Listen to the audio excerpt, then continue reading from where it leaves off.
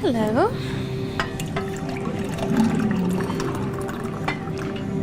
Your usual.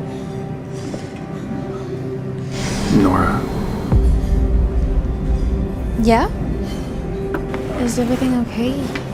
You look, Yeah, there's something I need to tell you. Your family. I know that you're trying to hide from them. But how did you know that? Well,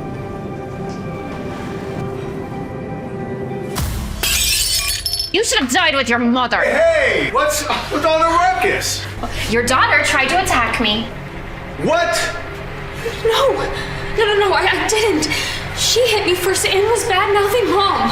You can't behave that way to your mother. Apologize. She's not my mother.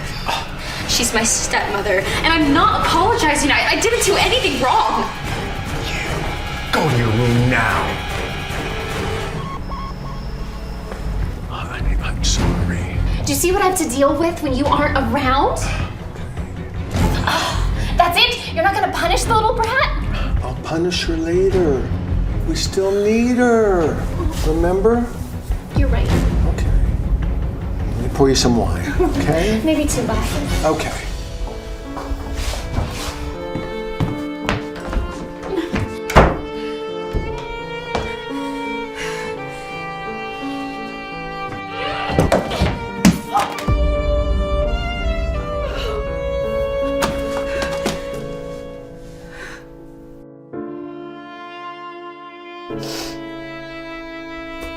Why did you leave me with these monsters?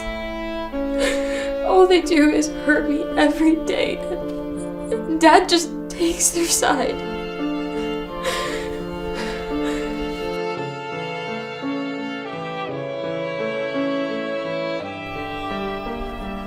I can't do this anymore. I have to get out of here.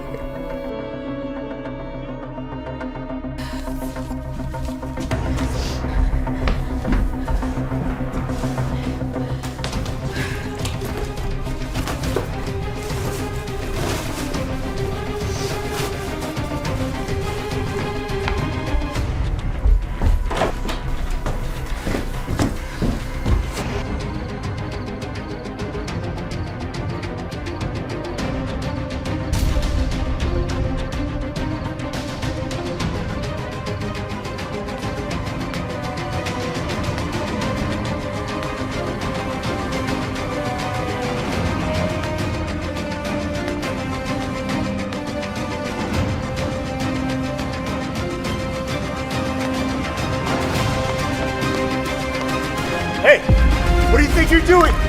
Nora's trying to run. Go get her now. Go!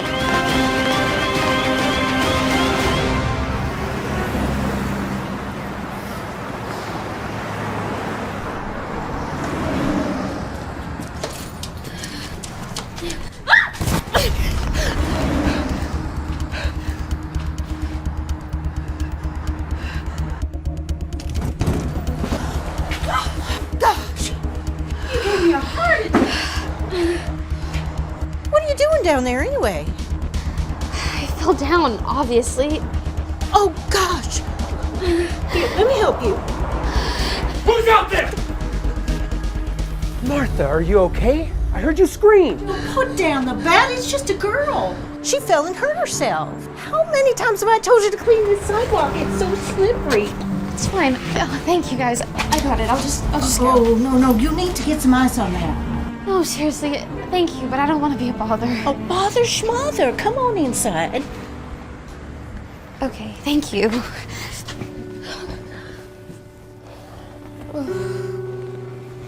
Hon, are you sure you don't want us to take you to the hospital? That ankle looks bad. Oh, no, it's okay. Thank you. It's really no problem. We can take you to the emergency room and call your family. No! Sorry. I'm sorry. I ran away from my family, and I really don't want them to find me, and I can't go back. Why don't you stay here till you're back on your feet? We have a room upstairs, and we can always use a little help around here. Thank you. I promise I'll be really good help.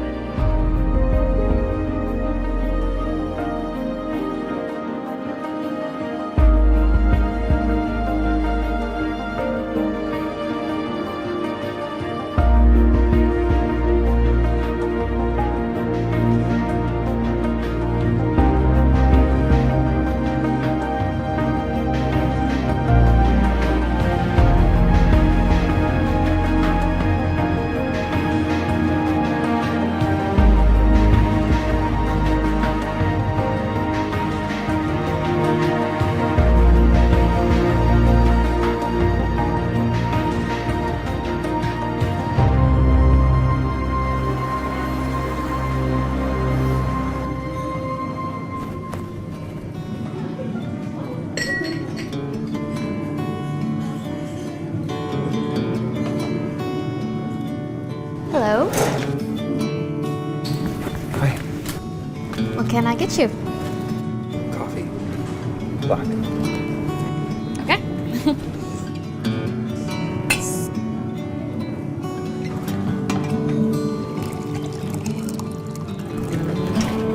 There you go. Thank you, Nora. How did you know my name? Name tag. Oh my god, I am so stupid.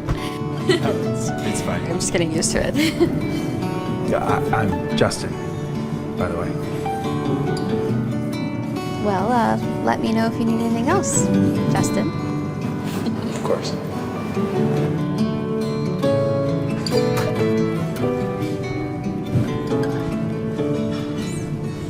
More whiskey?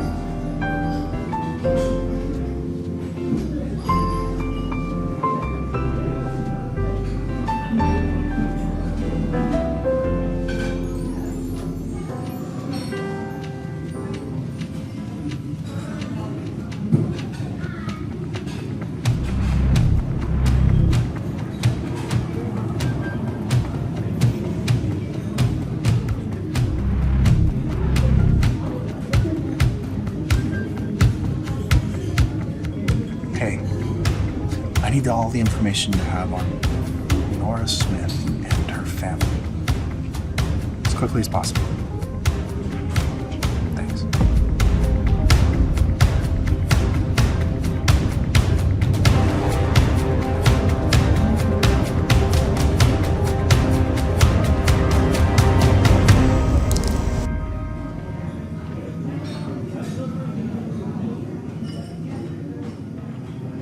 Hello.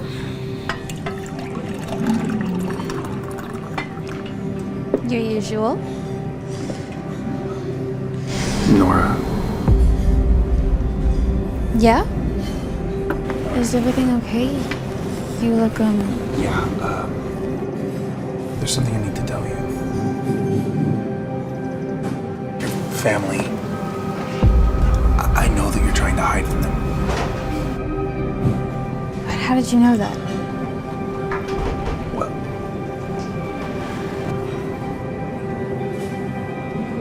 Hey, give me order. Hi. latte. Yeah, I'll do a latte as well, please. Yeah, of course.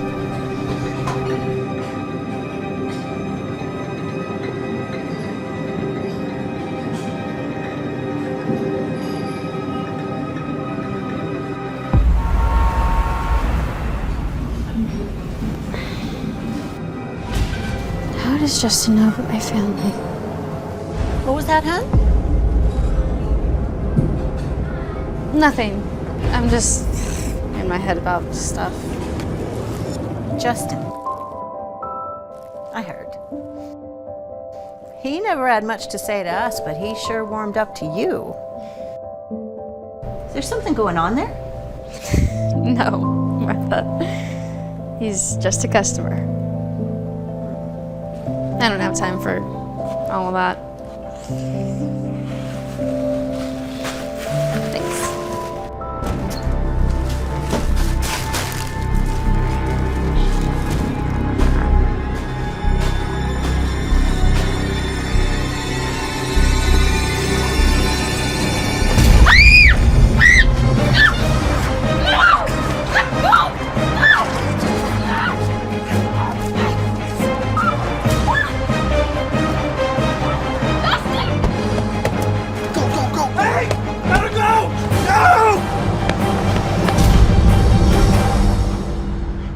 Nora!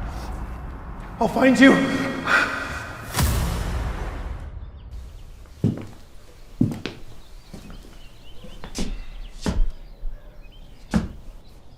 Nora.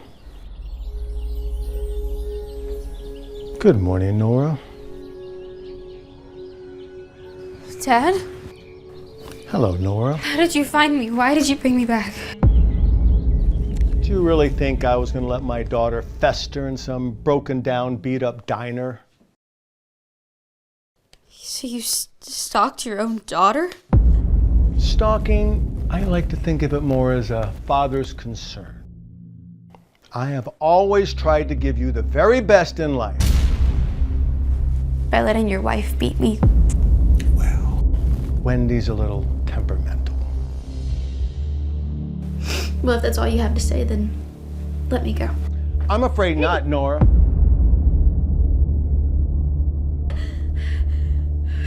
Your mother kept things from me. Important things. Things that are tied to you. What are you talking about? It doesn't matter. You're going to help me get what should have been mine in the first place. Here. I don't understand. Mom's company? Yes. Sign it. No. Excuse me? This is mine. My mom's last gift to me. It's not yours. I'm not giving it to you. Oh, you don't have a choice, Nora. Yeah, I think I do, Dad. You can't just make people do what you want. You obviously don't know the real me very well. What are you talking about? Never mind. That's okay. We'll find another way. What do you mean? Never mind. You just rest up. I'll see you later. Oh, and Nora, don't think about escaping again.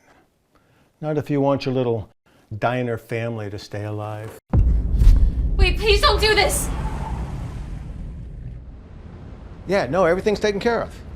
It's not gonna be a problem. There's no way she can say no. Dad, Hold on a second. What? could you take me to the hospital? My stomach hurts so bad and I've been throwing up all morning. Nora, I can't do this now. I've got a busy day today. Just take a pill and go get some rest, okay? We have to be at the party at the Gray Mansion tonight. So I need you to clean yourself up and not look like such a train wreck. Oh, God.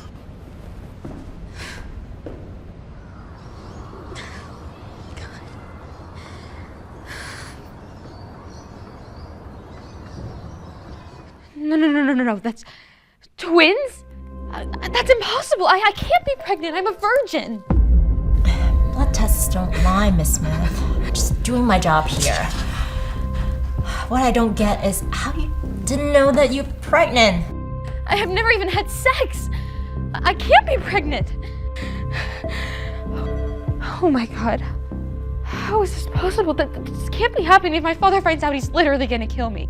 Doctor, we can get rid of it, right? But termination is not an option at this stage. Already 10 weeks along, and with your current health condition, attempting it could be fatal.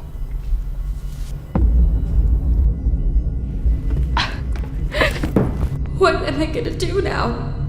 Should I run away again? What if Dad does something to Joe and then Martha? Even if I run, where will I go?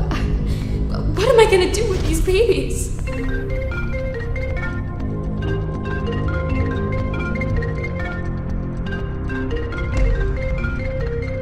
How hard is it for you to pick up your damn phone? You're home all day.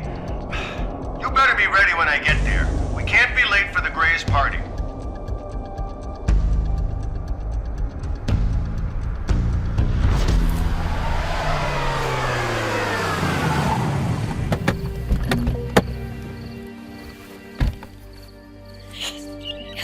I'm so excited for this party, Mom. Remember, keep your eye on the prize. Of course. By the end of the night, Anthony Gray is going to be mine. Ugh. But why did Dad have to bring that bug up? Every party needs entertainment, doesn't it? Now look, tonight's really important for us, so don't embarrass me, okay? Dad, why are we here? Just shut up and keep walking, all right?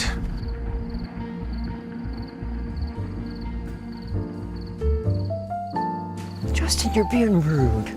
Eyes away from your phone, please. I'm sorry if my important business deals are getting in the way of this ridiculous party, Grandma. Justin, all work and no play make Jax a dull boy. Now, hasn't any of these gorgeous women caught your eye? You're crazy if you think any of these women here are gonna catch my eye, Grandma.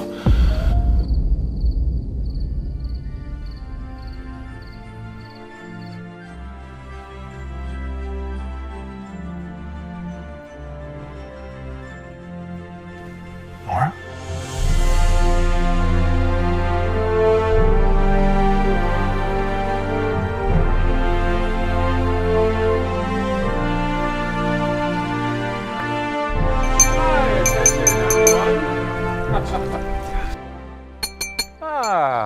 Yes, please, thank you. You may be wondering why I've invited you all to this ceremony tonight. It may come as a shock, but it's nonetheless happy.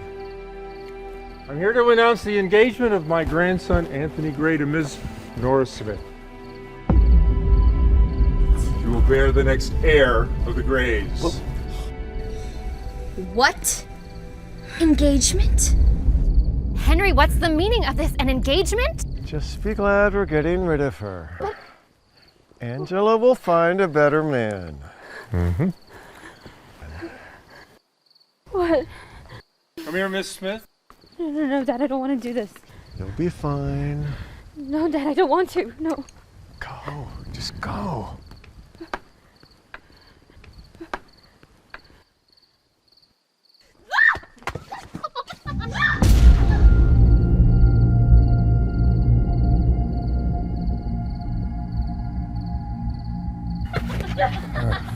Grandpa, you want me to marry this girl?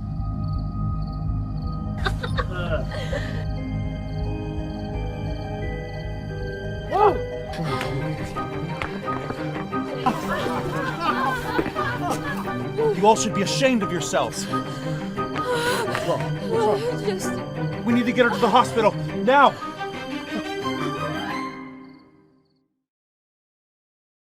Where's my daughter? Nora Smith. Mr. Smith? What? Nora's pregnant. What? You little witch! You're pregnant? Do you have any idea what you've done?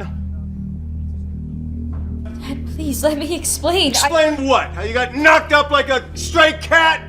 Please, I want to know who the father is. Now! Who's the father? I don't know. I don't know. Don't know. You are your mother's daughter indeed. I should have known. She was such a fucking slut. Dad, do not bring Mom into this, okay? I don't know how this happened to me. No idea you're lying. I want to know. Henry! I trust you understand the delicacy of the situation? Of course, Mr. Gray, of course. Yes, I promise you we'll handle this with the utmost discretion. Promise you. See that you do. I don't want this little blunder tarnishing the Gray name. No, of course not. Thank you.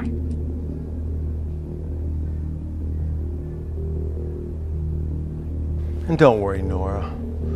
We'll take care of everything, including those little mistakes of yours. Oh, you can't. We can and we will. We are getting out of here. You come with me now. Come on, let's get out of here. I cannot believe this. This is ridiculous.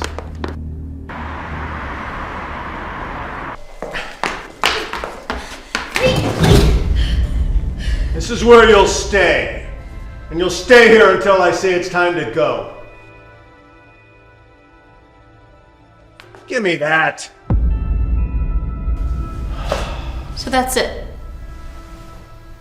You don't care about what I have to say? Or what I want? Why do you hate me so much? You remind me so much of your mother.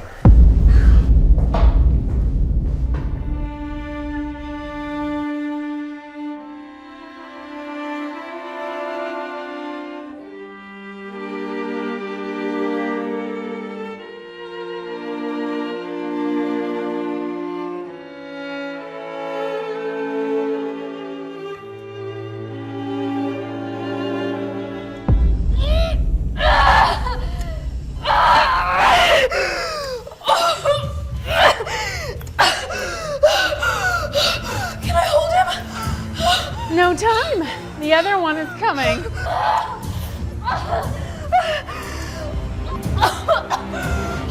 Hey! Wait! What are you doing to my baby? Doctor, save him! Push harder, Nora! Harder!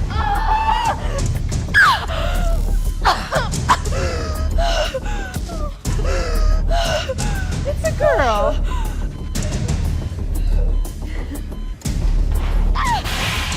Oh my. Wait, Nora! Nora! Nora! Security! Security! Hey, Nora! Stop!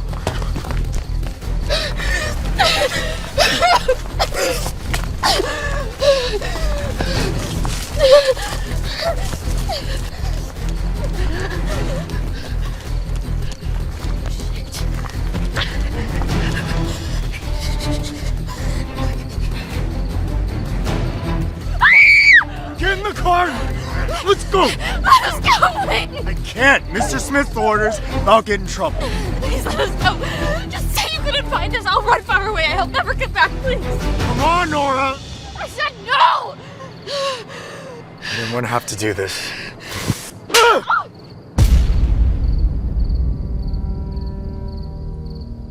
Get up. We have to go. Nora?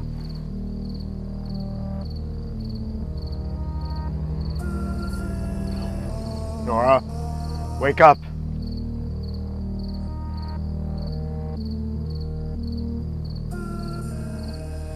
Did you find her? Yes, Mr. Smith. Then what the hell are you waiting for? Bring her and the baby back to the house. Sir. Nora fell and hit her head, and there's a lot of blood, and she's not waking up. I just asked you to bring her back here. It wasn't my fault. It was an accident. She was being stubborn. Shut up. I can. Let me ask you, will she survive? Yes, maybe.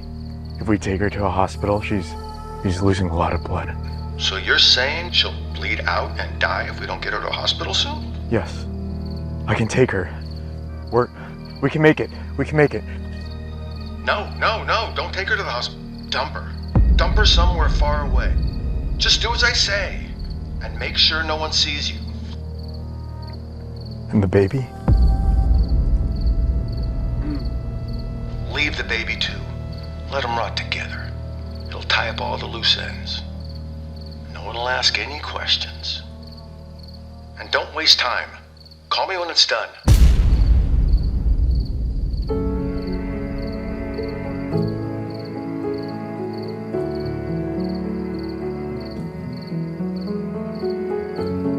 Our love is a painting on the wall. I am the shadows, you're the storm.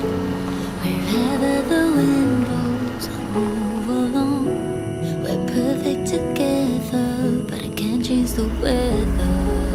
It's somewhere in peace. Maybe one day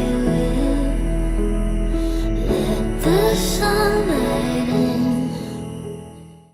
Mr. Smith! Mr. Smith! The evidence. Please, one at a time. Is it true that Nora had run away with her illegitimate child 8 years ago? And if they're dead, how come no bodies were found? Was she murdered? Did you even try to find her? Please, have some discretion, people. I've lost my daughter.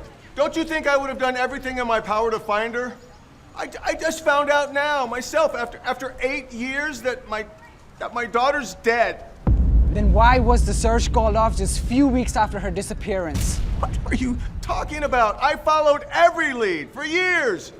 I lost my daughter. I did everything a father could do. If that's the case, how come we weren't updated in the first few months? I'm not gonna stand here and let you make accusations. We just wanted to keep things private.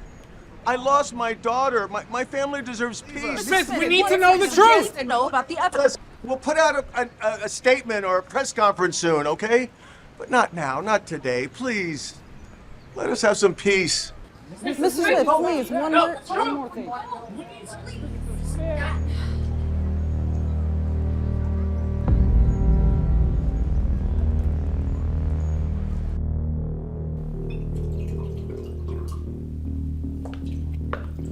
That was quite the performance, darling.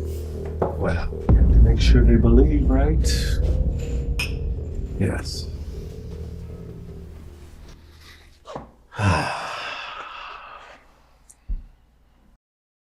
I'm worried, Henry. Announcing she's dead?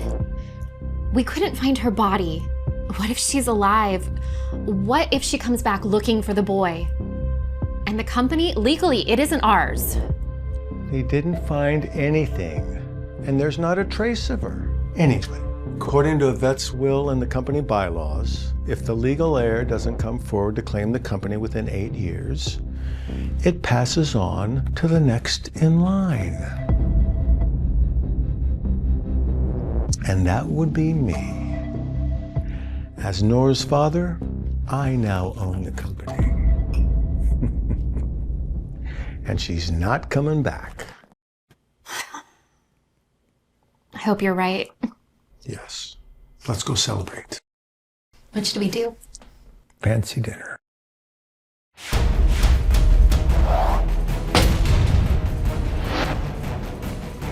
I'm officially stepping in as the new CEO of Idelian Pharmaceuticals. I want to also announce we have a new collaboration with Mr. Gray of Gray Industries. Henry, I'm very proud of what you've managed to accomplish. Cheers. Cheers to you.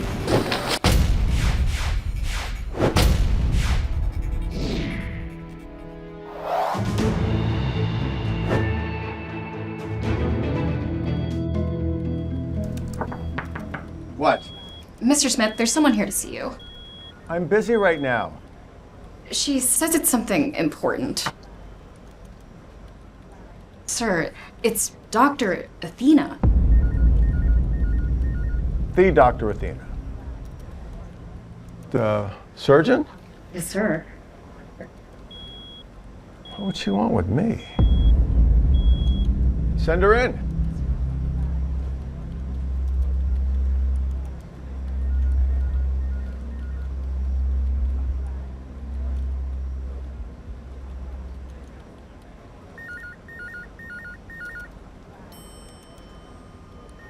Dr. Athena, Mr. Smith is ready to see you now.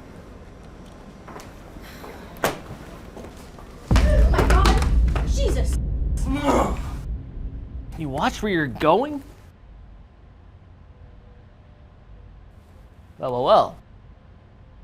Who knew I would be running into a beautiful little thing such as yourself? Today must be my lucky day.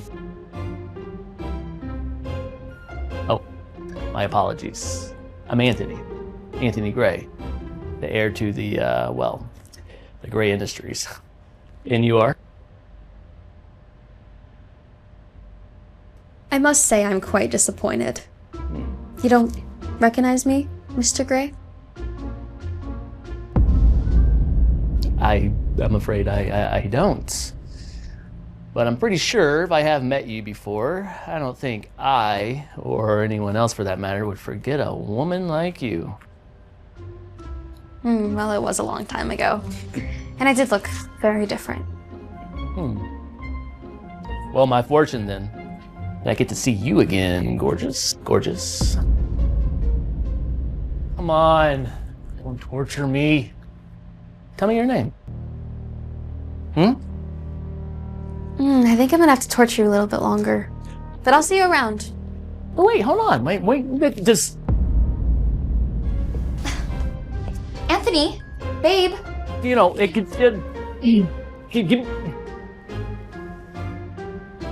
What? Always around? Hi. Dr. Athena, it's a pleasure. Heard so many good things about you. Please have a seat. Can I get you some water, coffee, anything? No, I'm good. Thank you. So, I was just reading the newspaper about your latest successful surgery. Quite impressive. Thank you, Mr. Smith. It's quite weird hearing praise from you. What's that mean? Never mind.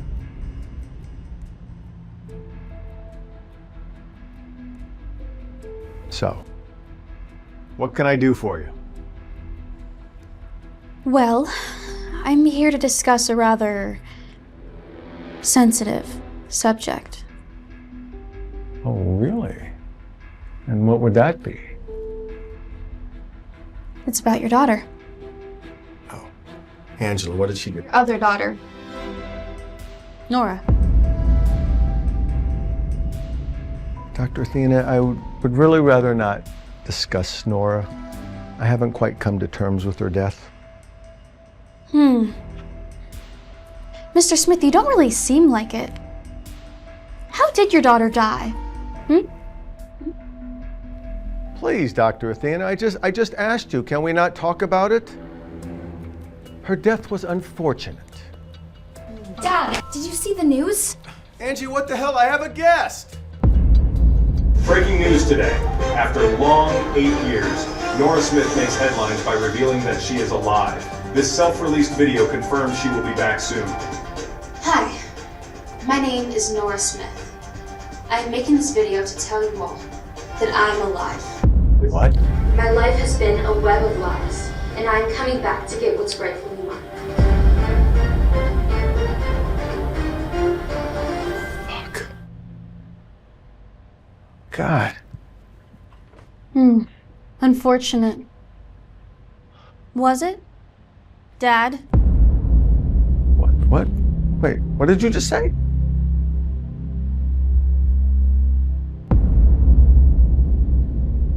Nora, what? I must say, what a performance you put on there. Did you really think you could just escape everything and leave me like the piece of trash you thought I was? Where is my son?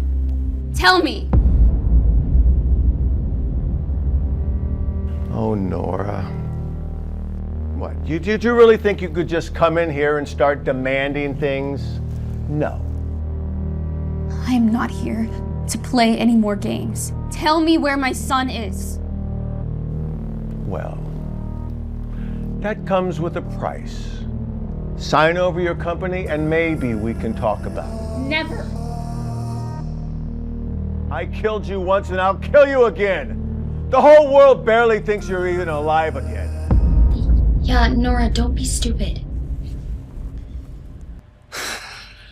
I told you I'm not playing games. I recorded our whole conversation. Give me that! One click of a button, the whole world's gonna know what you did. Tell me where my son is. I buried him right after he was born. No, you didn't. Yes, I did. He was worthless, just like you. No, you didn't! Stop! Let go of me! Get her out of here! My son! What the hell?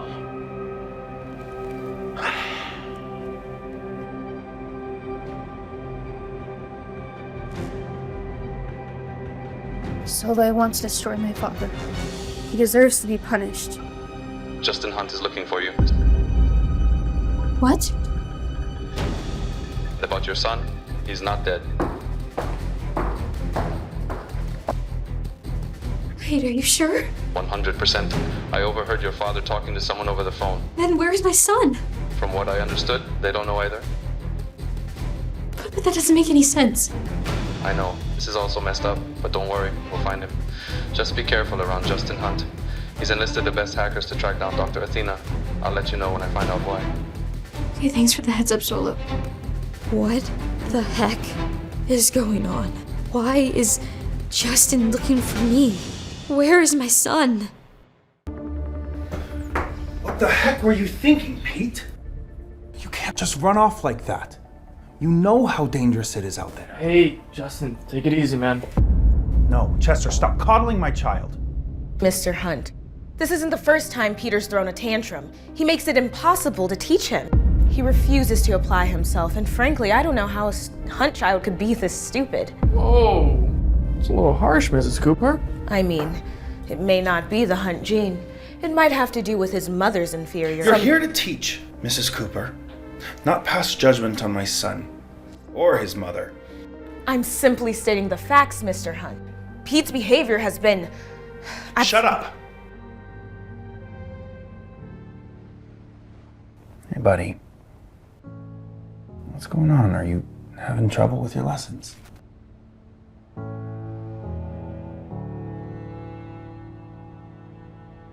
Hey, how about this? Tell me, what's 64 times 25? 1600. That's right. That's right. What about the capital of Bhutan? Thimphu. Exactly. See, you know this stuff, Pete. Why are you pretending like you don't? Good job, buddy.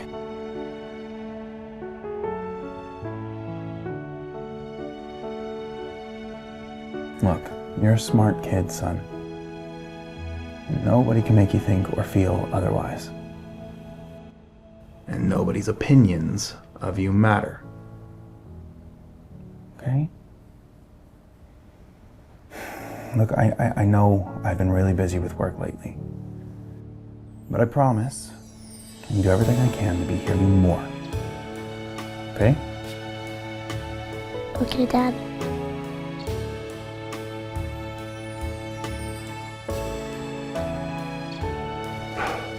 Okay, buddy. Now, I gotta talk with your teacher a little bit more. Why don't you go to your room for a bit?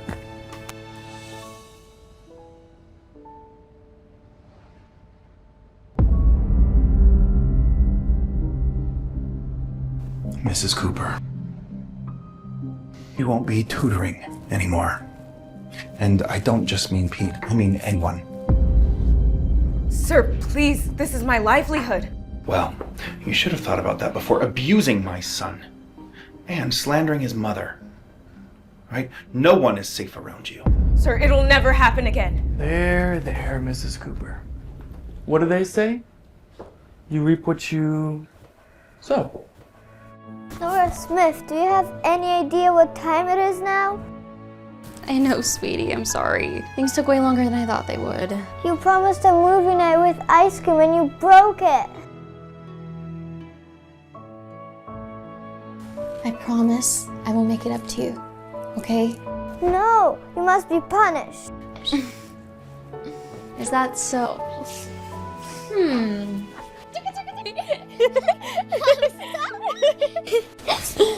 Okay, how about this? Me and you go get breakfast tomorrow morning and you can choose anything you want. Anything. Yay, you're the best! Yay.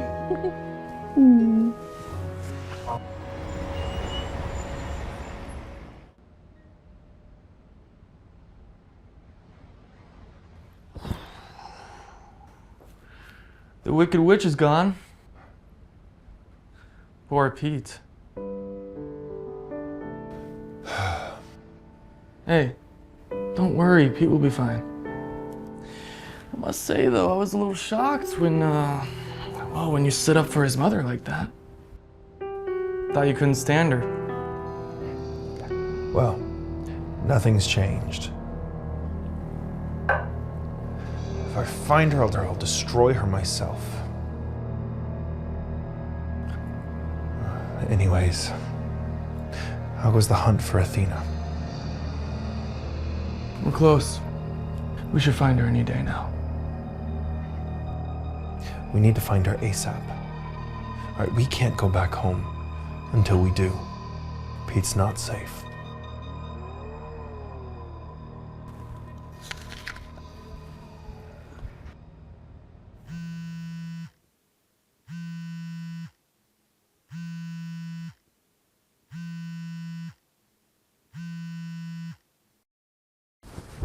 Solo? It's so late. Nora, get out of there. Get out of there right now. What's happening? Your father is sending his men to kill you. I just intercepted a call he had with Mr. Gray. Hey, wake up! We gotta go! Come on, we gotta go!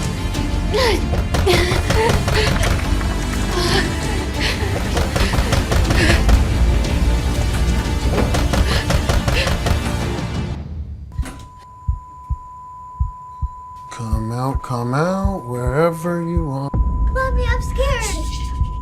The bathroom's clear. We're running out of time. She's here somewhere. The intel's solid. What's her name? Nora. Nora! I don't know how you found out we're coming, but it doesn't matter. Because I know you're here. I'll be dead soon. But it doesn't matter.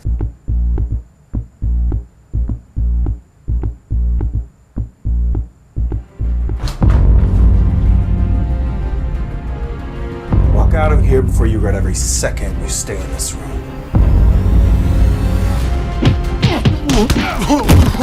Lawrence, turn the lights on. Guess we made a bit of a mess. I think I own it all. It doesn't really matter. Lawrence, have security catch these goons before they walk out. Oh, and fire them too. You want me to set the intruders on fire? What? No, fire the ones who let them in.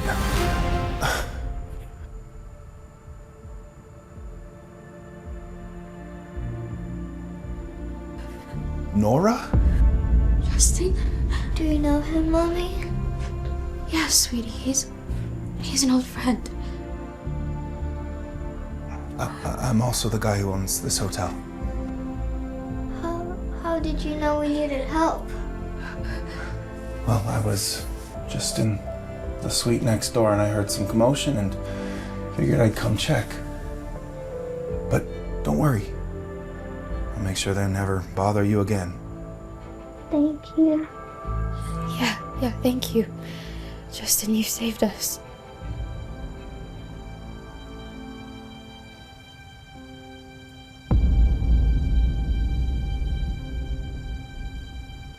Hey, just wait here for a second. I'll be right back, okay? You're safe.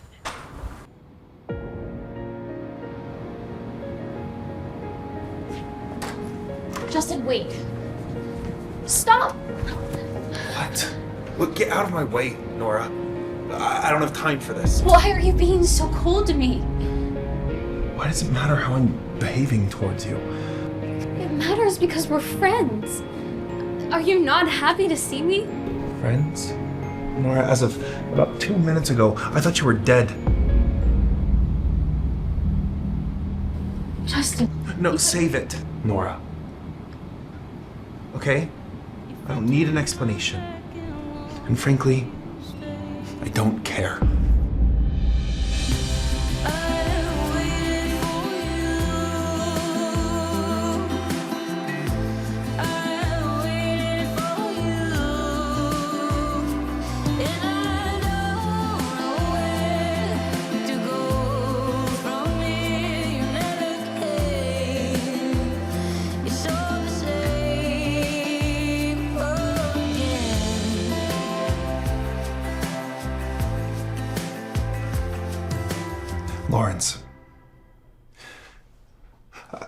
I need you to find out who sent those men after Nora Smith. Okay, it wasn't random, it was intentional, orchestrated. I'm thinking either Gray or Smith. Understood. I'll start digging and report back as soon as possible. And Lawrence, keep it quiet. I don't want anyone knowing my involvement. As usual, sir. Oh, and Lawrence, for heaven's sake, next time the suite next to mine is allotted, run it by me first.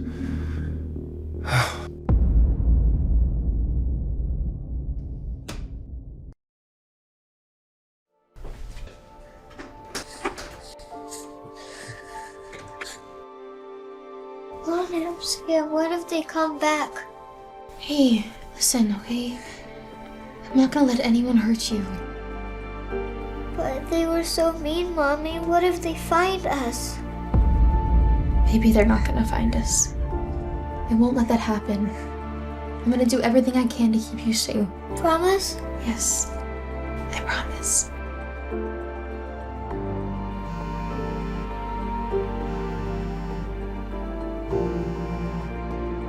Solo, thank you so much for alerting us. You saved us. Nora, listen, you need to stay alert. Take my advice, whatever you're here for, get it done and leave. Fast.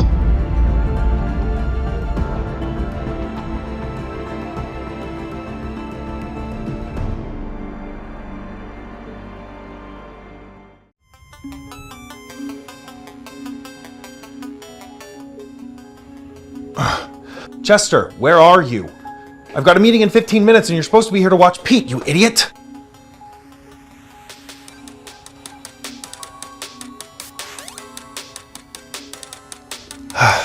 Hey, bud. So, Uncle Chester's supposed to be here to watch you, and I'm sure he'll come, but I gotta step out now. I gotta go now. Don't open the door for anyone. Got it? Okay, Dad. Dad? What's up? Did you find Dr. Athena? No, not yet, but we've got people looking for her day and night. I miss Grandma. So do I. But you know what? Nothing's gonna happen to her. Okay? Find Dr. Athena today. Okay, Daddy. Okay. Chester, pick up.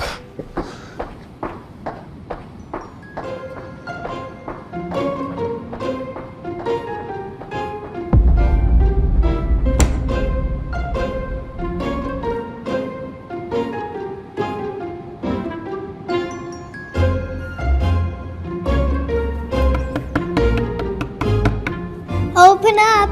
It's me, Cherry. I live next door. Go away. I'm not supposed to talk to anyone. But I don't have anyone to play with. Can we just hang out for a little while, then I go back? I can't. My dad says no talking to anyone. He won't like it. But what if your dad won't find out? Just 20 minutes, then I go back. I promise.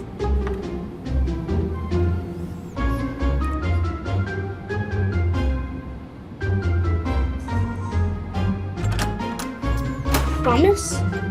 Promise.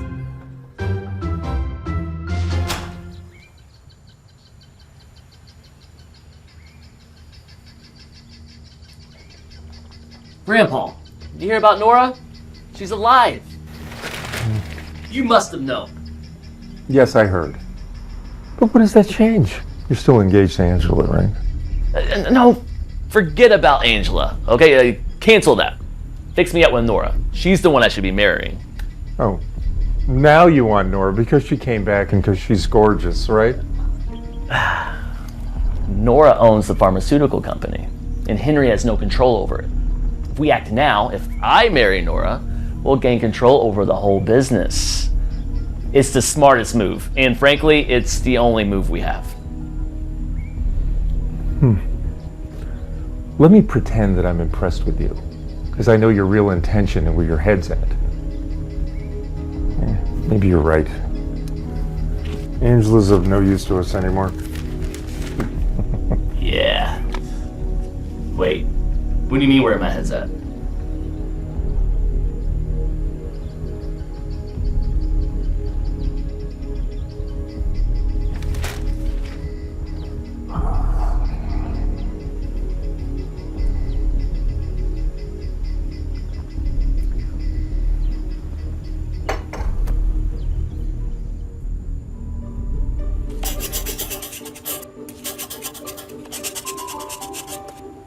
Wow, I don't know anyone who could draw a dinosaur so perfect.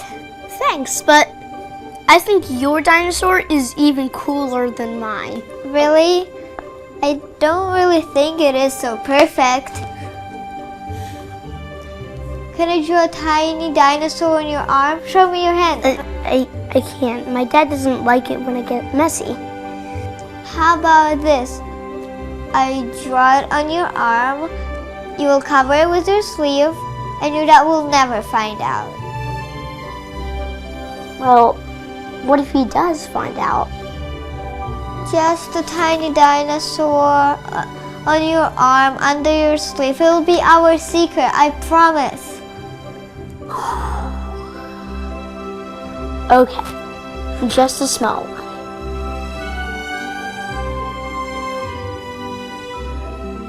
Petey, you have a mole just like mine. See? Right here in the exact same spot. How is this possible? Maybe we are connected somewhere, like twins?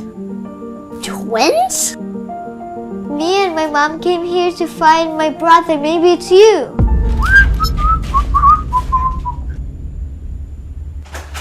Oh God. Today's the last day on this earth for me. Hey Pete, if your dad finds out that you let someone in, he's gonna yell at you. But he's gonna kill me. I'm sorry, Uncle, but she's not just anyone. She's my friend. This isn't a game, Pete. Your dad was very clear. Don't let anyone into this room.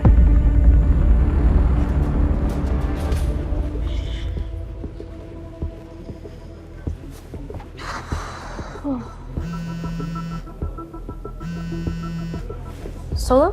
What's up? Nora, listen carefully. You need to be cautious. Justin's gone into overdrive. He's appointing several investigators to track down Doctor. What? But I need more time. And it seems his money's working faster than your time. They're closing in and you won't be able to stay hidden much longer. But I can't reveal myself yet. My mother's company is still under my dad's control. I get that, but you can't keep juggling everything, Nora, not anymore. I've never asked what your issue with Justin is, but if it's not something huge, you need to end it now. Because if he finds out when it's too late, he'll tear you and everything you care about apart.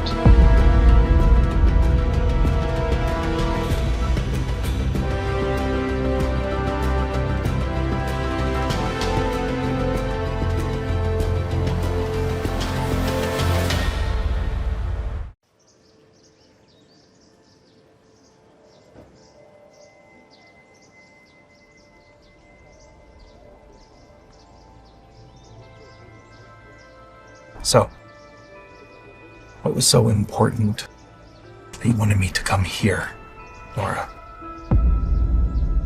Okay, first of all, I'm gonna need you to watch that attitude. Because I haven't done anything wrong. So I'm not gonna let you sit here and talk to me like I'm some stranger, Justin. Well, you are a stranger, Nora, to me.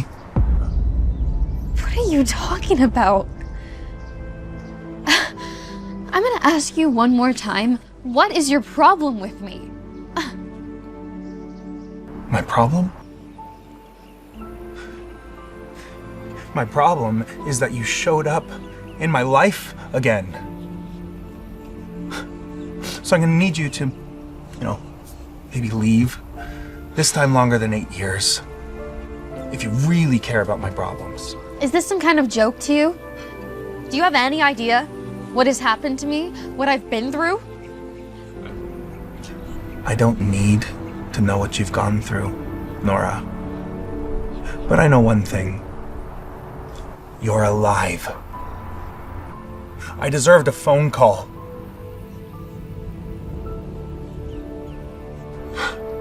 I was helping you with your family, Nora. And then you just left? No goodbye, no explanation, nothing.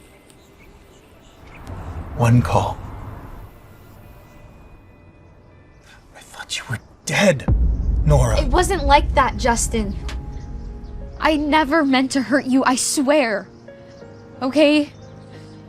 I was so scared and I was trapped and I didn't know what to do. My father, you have no idea what my father was doing to me. My life was falling apart. I was terrified. Save it.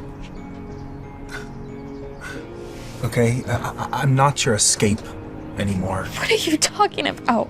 You don't understand? Or don't you remember? I helped plot your escape from your father. Because you were getting married to the man you didn't want to be with, carrying the child of the man you did?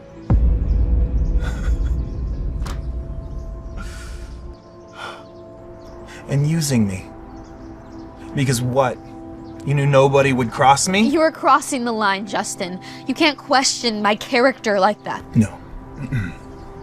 Does your sweet child even know who her father is? Or do you keep using that same old excuse of a lie? That you never slept with me? You know what? I don't even know why I gave you my time. I've got my son to get back to. Bye, Nora.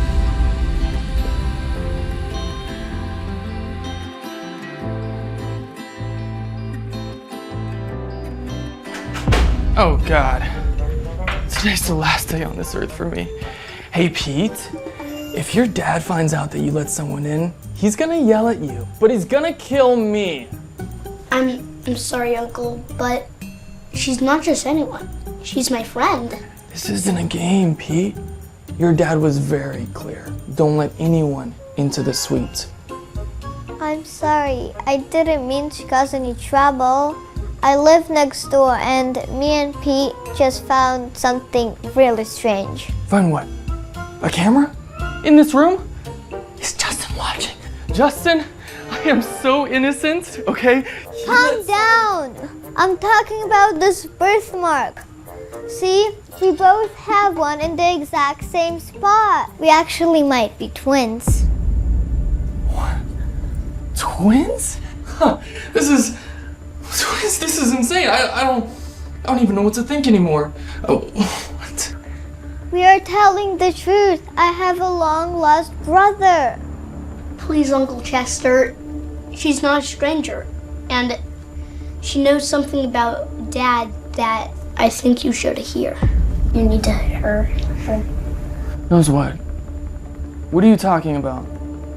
Last night, Petey's dad saved me and my mom from some man tried to hurt us. And I think he has feelings for her. Huh. What's your name? Cherry, right? Kid, I think you need to go back to your suite and never meet Pete again. Not even me. Are you kidding? Justin? Having feelings for someone? That's a good one. I saw it in his eyes. And my mom said they were friends 8 years ago. What's your mom's name? Nora Smith. The Smiths. I also saw that in the news. Nora Smith's return. Uncle Chester, you need to help us bring Mom and Dad back together. Look, if what you're saying is true, then I'm with you in bringing them back together, okay? What the heck, Pete? You're already calling her mom? Clean up these toys. And don't tell your dad.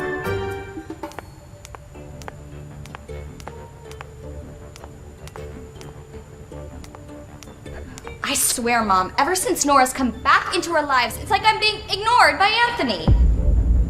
Angela, you need to take a breath. Maybe you're overreacting. overreacting? Are you kidding me? He is ignoring me like he's got nothing to do with me. We need to figure out a way to stop Nora from reclaiming the company. Are you really concerned about the company right now? Nora is ruining my perfect engagement. And what do you think Anthony is marrying you for? Now that Nora's back, he knows that she's the rightful owner of that company. So he's pulling away because he's worried she might reclaim the company. Exactly. If the Greys think that Nora has a shot at reclaiming the company, they're gonna start to question everything about your engagement. We can't let that happen, Mom. I won't let that witch ruin my life. Don't worry, baby. Your dad will make sure of it. And so, what if she reclaims her precious little company? What's our backup plan? There is no backup plan. If that happens, we're done. I know something we can do if things go south. You and Dad can set me up with Justin Hunt. Honey, if you want us to stay alive, erase that thought from your mind. It'll never happen, not even in your wildest dreams. Trust me on this one.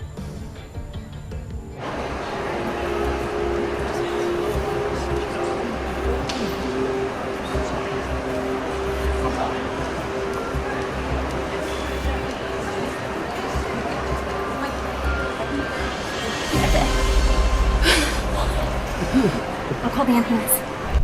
No, we can't wait for an ambulance. We have to act fast. What are you gonna do? You're not a doctor. We need to wait for the ambulance. The elevator's next. We can't wait for an ambulance. You don't understand. This is a hotel, not an ER. If something happens to him, we'll be liable. You're not trained for this.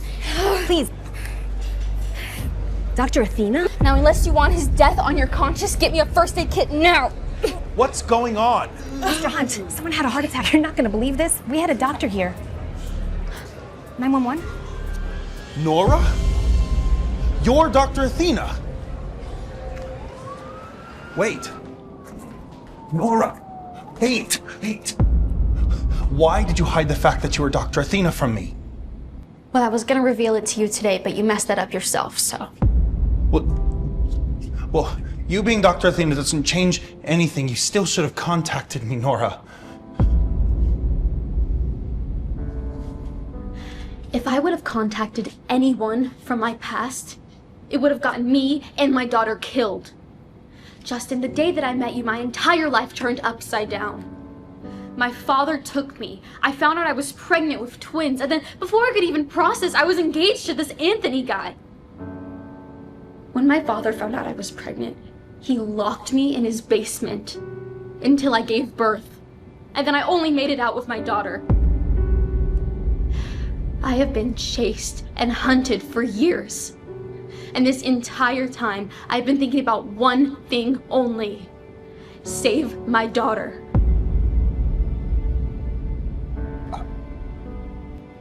Nora, I'm so sorry. So why were you so desperate to find Dr. Athena, huh?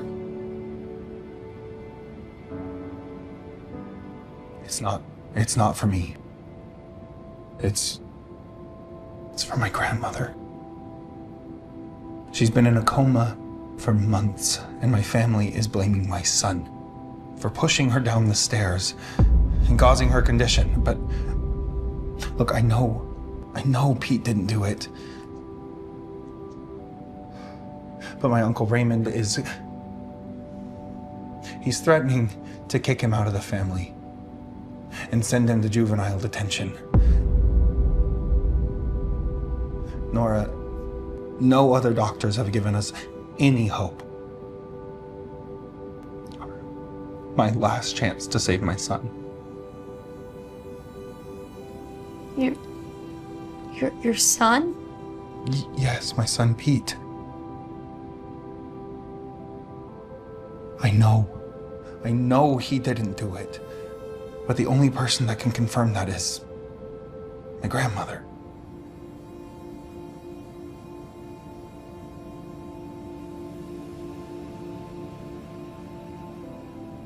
I want to help you. You do? I want to do everything I can to save your grandmother. Thank you. Thank you, Nora.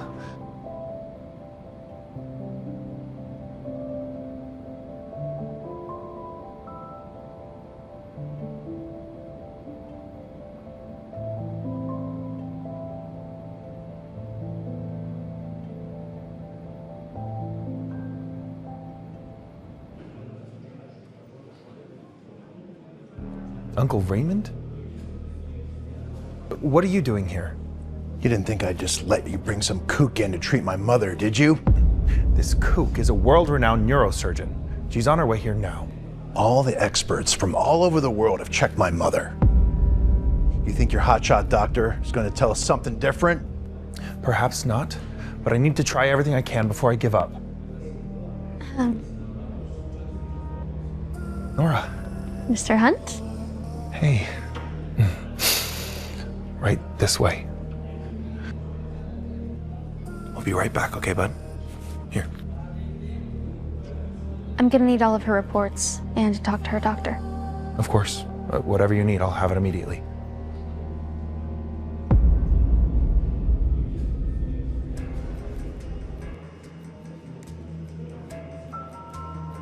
You did it, didn't you? Huh? You pushed her off the stairs. I saw the surveillance footage.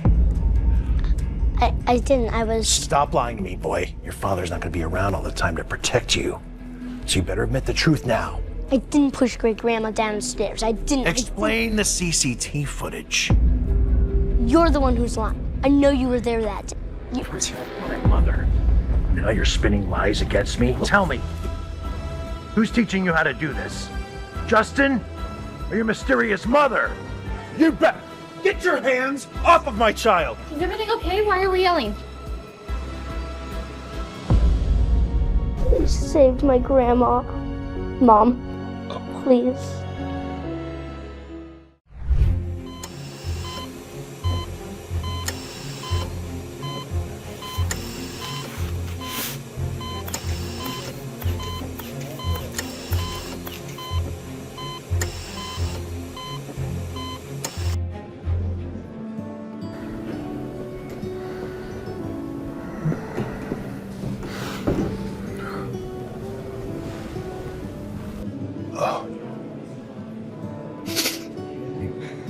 How is she? It was an invasive procedure, but it went well. The hard part's over now, so all we can do is sit back and hope. We'll be watching her vitals all night. Okay. Of course. You guys should go back and get some rest. You look like you've been hit by a truck. Yeah. Well, we'll wait until whenever you're ready. What? Well, I figured we're both going back to the hotel. We could just take you. Oh. No, that's not necessary. I still have a bunch of cleaning up to do, and I'll just take a cab back. Yeah, sure thing.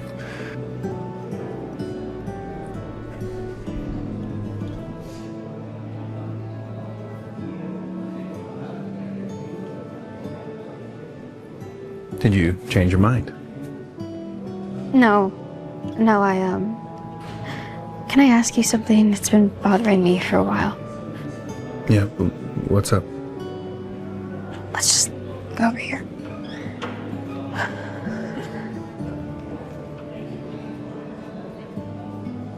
It's about Pete. Where is his mother? Nora. Look, don't get me wrong. It's so heartbreaking seeing him grow up without a mom. Trust me, I know how it is. And I could just see it in his eyes when he calls me mom. Doctor, I appreciate your concern. And he may have called you mom, well, because he's still a child and you're a figure of authority. I'm sorry he did that. But rest assured, I am more than enough for my child. I'm sorry, I don't want to overstep. Look, I know you're a good father. I really do, but what if his mother wants to come back? I won't let that happen. Really despise her that much? Dislike her? I feel nothing but hatred for that woman. Good night.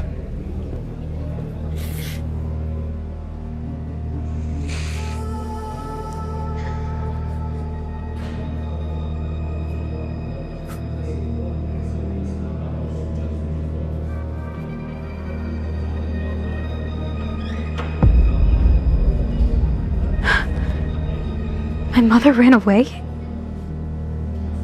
Why?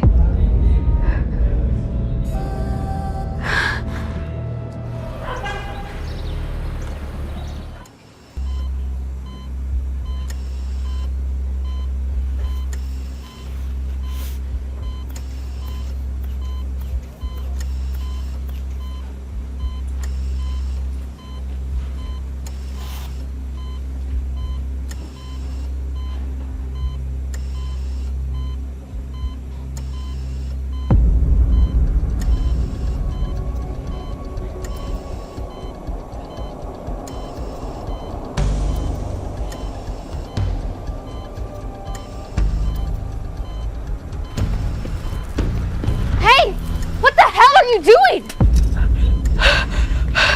What the? Don't let him go. He was tampering with her medicine.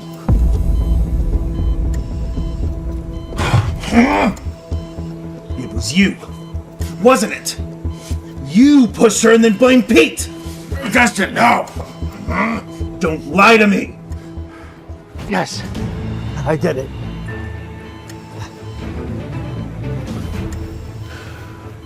One question. Why? Because I wanted my son to be the successor of the Hunt Empire, not you or your son.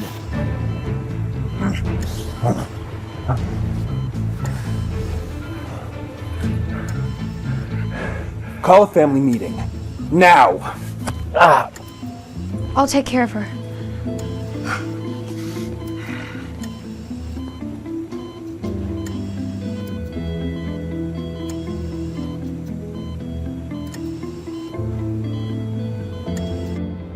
Mommy, are you okay? You look tired.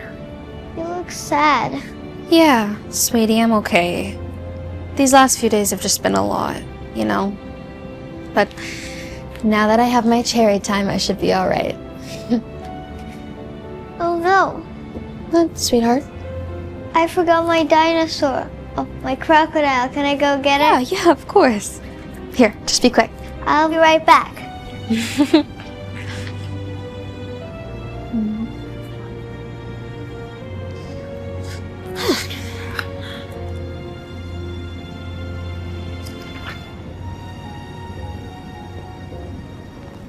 Your daughter's adorable. Dad? What are you doing here? You didn't think you could actually escape, did you? What do you want? No. You know what I want. Just give up, Dad. I'm not giving you the company. It's mine, and it will never be yours, ever. Watch what you say, no. There's nobody here to protect you anymore. Not even the great Justin Hitch. Just can't figure out why he's helping you. Maybe. Because we're not all selling our souls for money like you, Dad. Yeah, right. Justin's such a saint. How else could he have built his business empire in such a short time? What is your point? The point, Nora, is the guy you trust just might be the threat. Think about it. He knows a lot about you. There's something I need to tell you. Look, your family. I know that you're trying to hide from them. I deserved a phone call. I was helping you with your family, Nora. Thank you. Nora. How did you know my name?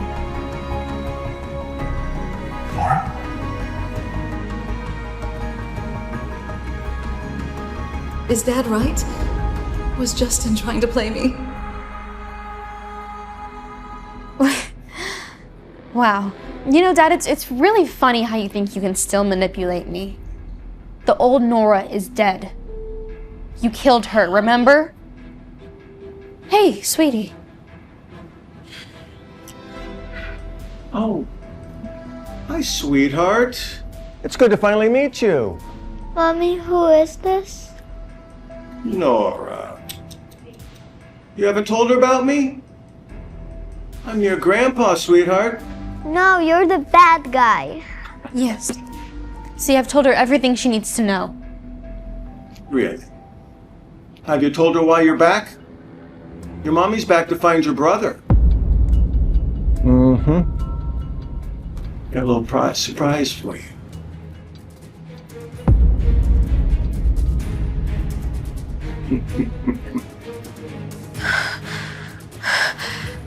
Dad, is that my... Well, Nora, I'm tired of all this, Nora. Here. Sign this, and you can have your son. You can't be serious. Nora, I'm tired of all this. I know I'm a sellout, but do you really value your company over your son? Hasn't he suffered enough because of your selfishness? Mom, no! Not right now, Cherry, okay?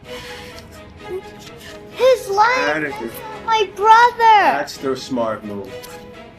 Grandpa's lying! Cherry, please. What are you doing? Stop! Stop! What are you doing? Stupid little girl! What's wrong with your child? What? I'm gonna have to ask you to leave. Do you have any idea who I am? I don't care. Please, you're being a nuisance to the rest of the guests. Please leave without causing a further scene. Fine. We'll see if you're working here next week.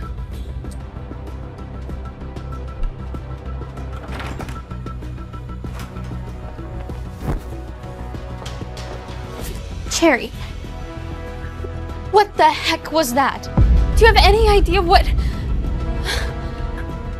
I'm sorry, Mom. I couldn't let you do it. But why? Your brother is with them. No, that's not my brother. Please stop throwing tantrums. I know who my brother is. Cherry, you better not be joking right now. It's Pete. Pete? Justin's son? What the heck are you talking about? We met and I went into his room and we have the same birthmarks. He's your son.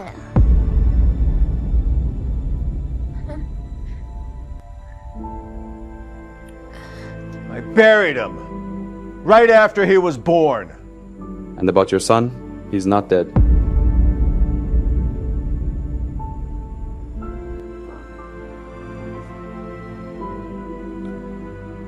Mom, I'm so sorry. I should have told you. Please talk to me. You knew everything. Everything that I've been through.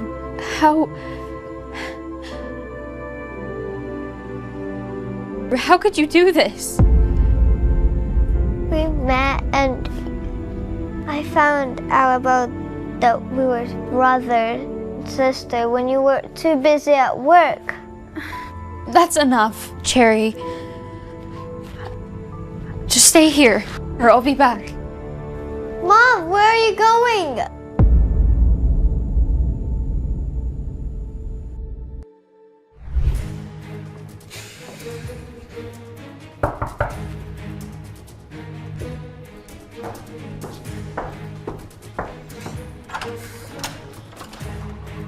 Nora, what are you doing here? I need to know something. I need to talk to you.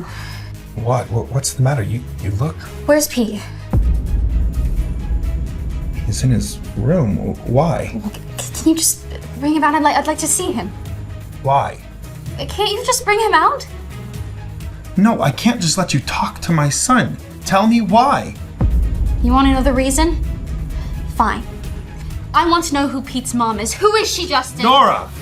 Just tell me, Justin. I deserve to know the truth. Who is she? How did you find him? Where did he come from? I've already told you. I don't like talking about her, okay? Fine.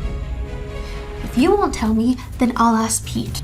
He's got to know something about it. Pete, where are you? Nora, now? you're crossing a line. I don't care. Pete! Nora, get out! No, I'm not leaving until you tell me who Pete's mom is. Look, Justin, I know this is hard, but I just have to know. Do you know who his mom is? Have you ever met her? I mean, are you really Pete's biological dad? Damn it, Nora! I've already told you. I won't talk about that monster who abandoned her child. And what the heck do you mean, am I Pete's biological father? Why the sudden interest in Pete? Because I deserve to know the truth. Deserve?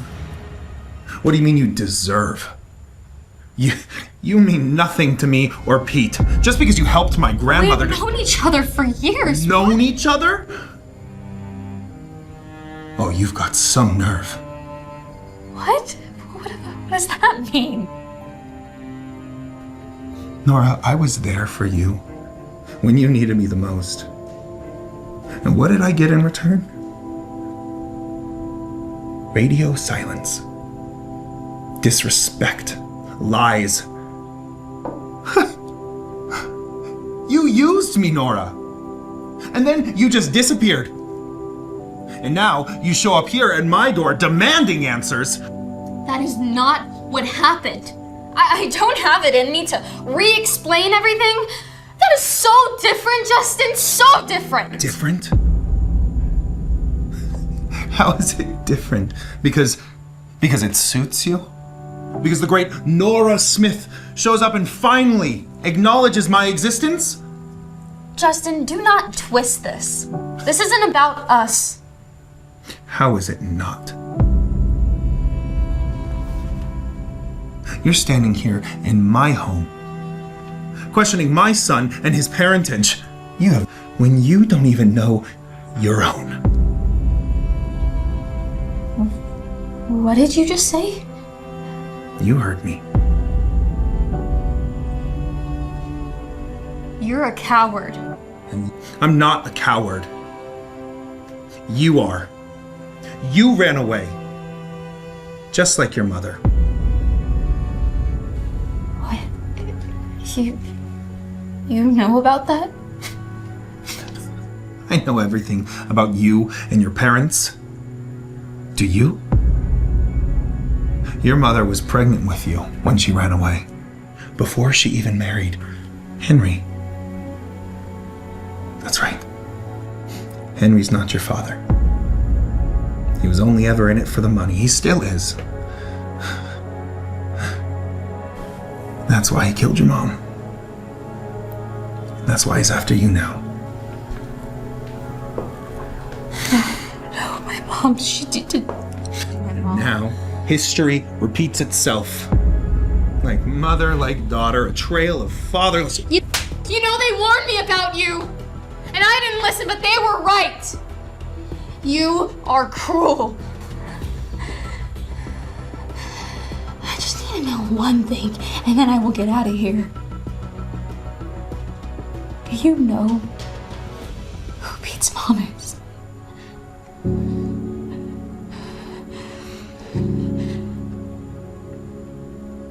No.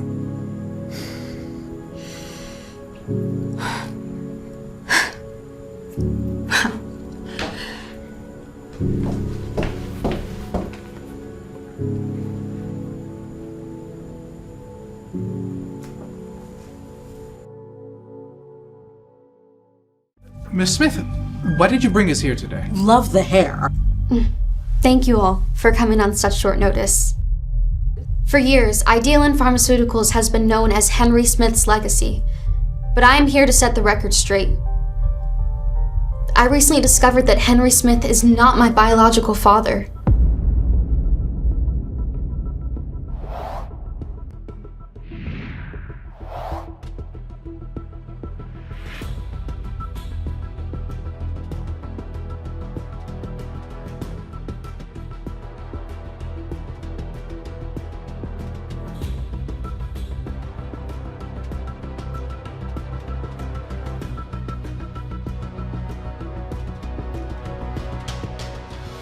Justin was right.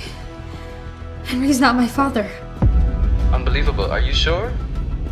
I have the DNA test right in front of me. Solo, I even took the samples myself. Everyone's been lying to me my whole life.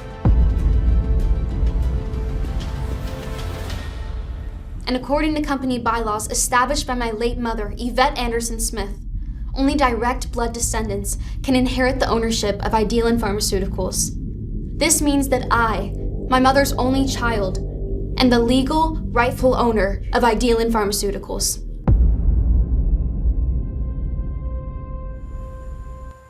For years, Idealan Pharmaceuticals has been known as Henry Smith's legacy. But I am here to set the record straight. I recently discovered that Henry Smith is not my biological. You knew. You knew this whole time she wasn't yours, didn't you? No. I can explain. What's with the luggage? I'm leaving you, Henry. What? No, you can't. Oh, you don't expect me to stick around with a penniless man, do you? No. I'll find a way to get the company back. I promise, okay? Come on, I did this for us. We're a team, remember? No, you didn't. You did this for you. Otherwise, you wouldn't have lied to me our entire marriage. I can explain, okay? I can explain. I don't care. We're done. I'm done. You can't leave. We have a prenup. Oh, you did this all for us, huh? You know what? I spoke to my lawyer. She said our prenup can be proven disvalid because of your deliberate deception. I could take you to court and throw you in jail for what you did.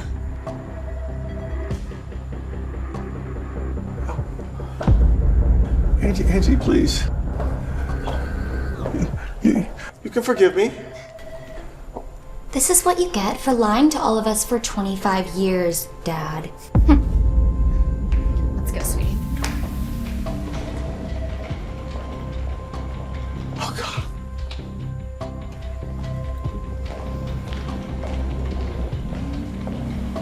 I recently discovered that Henry Smith is not my biological father.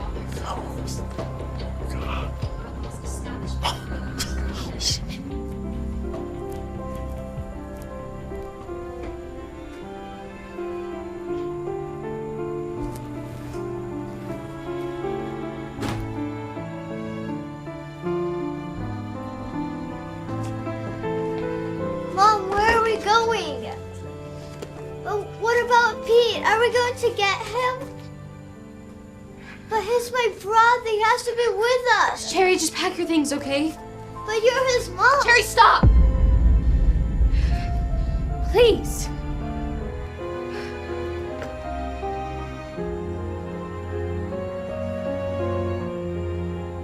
I want to know my mom, Dad. Pete. Didn't you help me find her and be with her? Son.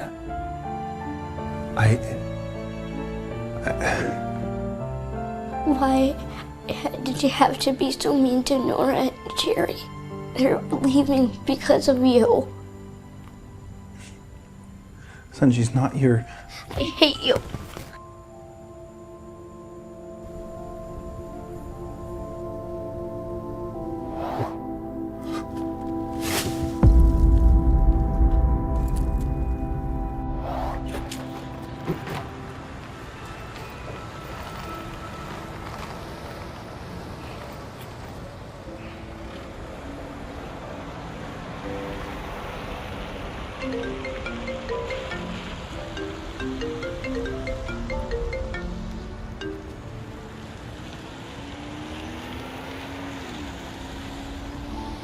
You took everything from yourself, Henry.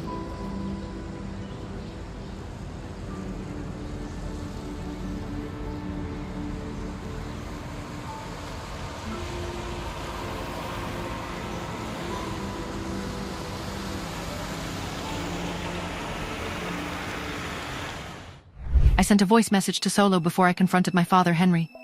Solo. He's called me in at his office. Be ready for a ghost transfer. A big one. And reverse it on my signal. I sent the message. The city's hum was fading as I stepped into the elevator. Henry's office reeked of power and stale cigars.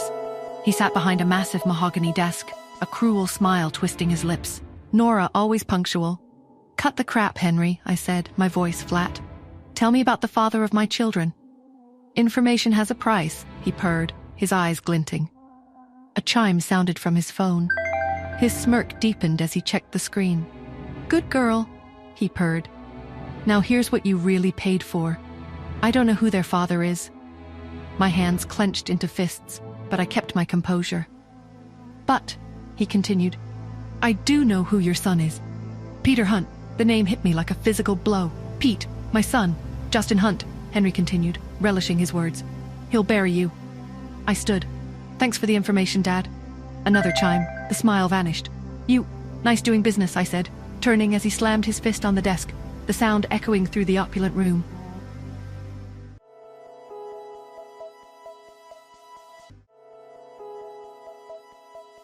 That night, Justin sat in his dimly lit apartment, his phone vibrating on the counter.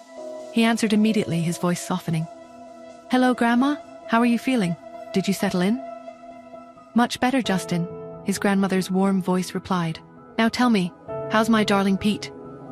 Justin's smile faded, his gaze drifting to Pete's closed bedroom door. "Grandma, Pete's upset. He asked about his mom and I lied. Oh, sweetheart, he's just hurting.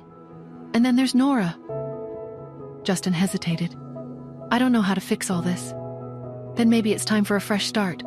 A new city, a new home. You're more than welcome to stay with me here." Justin nodded. "We'll come. That's a wise decision, my dear boy. And don't worry, no harm will come to Pete while I'm alive." Justin set the phone down, his gaze lingering on Pete's door. This is the right thing to do. Later that night, I leaned against the hotel window, my fingers tightening around my phone as I called Solo. The line barely rang before he picked up, his voice thick with sleep. "Nora, what's wrong?"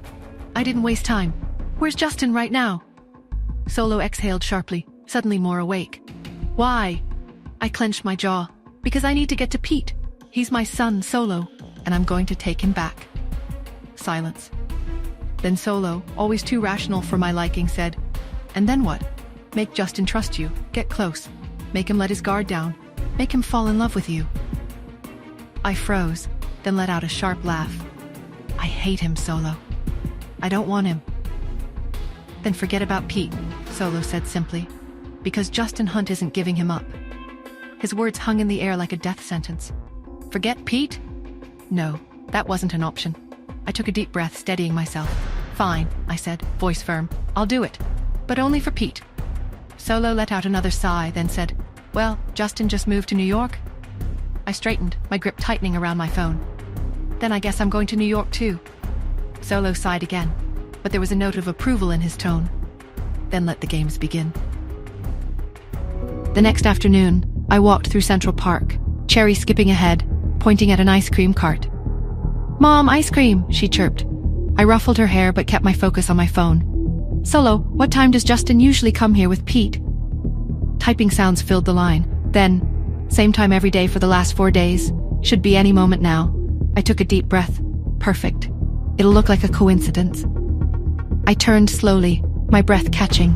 Justin Hunt stood at the park entrance, and beside him, Pete. Before I could move, a soft gasp came from behind me. "Yvette, is it you?" I turned sharply. An elegant woman stared at me with wide, glassy eyes. What? I stammered. She shook her head, pressing a trembling hand to her lips. "I'm sorry. For a second, you looked just like her. It's impossible. Wait." My voice was sharper than I intended. "Did you mean Yvette Smith?" She hesitated, then turned back, her gaze locking onto mine, full of certainty. "You're her daughter, aren't you?" My breath caught. "How do you know my mother?" "What else do you know?" She exhaled deeply, her voice almost a whisper. "Everything." "Would you like to meet your family?" Family. The word felt like a trap, a weapon.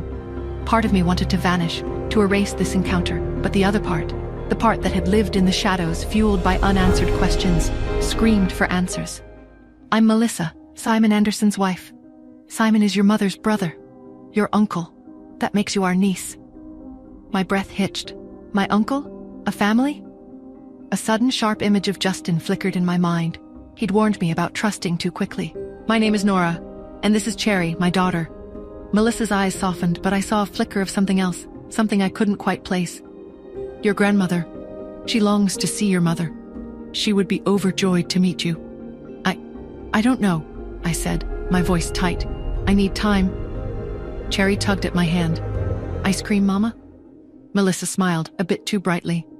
Of course, sweetheart. I knelt, holding Cherry's gaze. We're going to meet, family, but stay close, okay? Cherry nodded, her eyes wide. Okay, Mama. The Anderson home was opulent, suffocating. Simon's eager welcome felt rehearsed.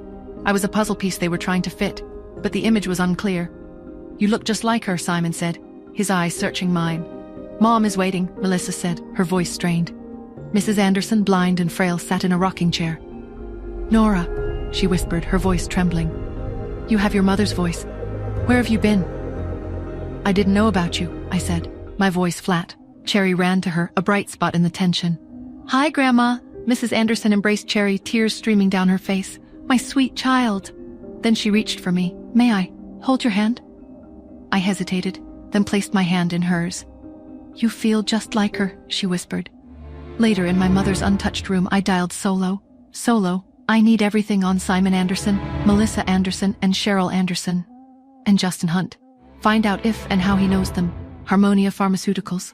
Clean. Too clean, Solo said, his voice laced with suspicion. Justin's been seen with Simon. He's been asking questions around town, too. What's going on? They're my family, I said, my voice tight. But something's off. And Justin, he's involved. Damn. Be careful, Nora. You know Justin plays his own game. Always, I said, hanging up. A painting crashed to the floor, revealing a hidden letter. If you're reading this, I've done what I must. Ian Smith, I owe you the biggest apology. Ian Smith? The name was a dead end. Mrs. Anderson stood in the doorway. Nora. Grandma, I said, offering a small smile. She handed me a locket, your mother's. Inside, a faded picture of my mother. Why? I asked. Because you belong, she said, her voice soft. A few days passed. The Anderson home felt less like a trap, more like home. Cherry was thriving, and Mrs. Anderson seemed lighter. Would you mind if I looked at Grandma's medical files? I asked Melissa. Of course, she said, handing me the folder. After reviewing the files, I made a decision. I'll be back later, I told Cherry. Be good. That night, I went to Mrs. Anderson's room. Grandma, I said. Say it again, she whispered. Grandma, come sit, she said. I think I have a medicine that might help you see, I said. You're like her, she said, smiling. Always helping. I trust you, she said, taking the medicine. Good night, Grandma, I said. Good night, Nora. As I was trying to fit into my new family, he found out that I was in New York. He picked up his phone and dialed his most trusted resource, Chester, Justin said, his voice tense. I want you to find out what she is up to. Why is she in New York? Sure, Chester replied. He hung up. His gaze drifted to a photo on the dashboard. A young boy, smiling.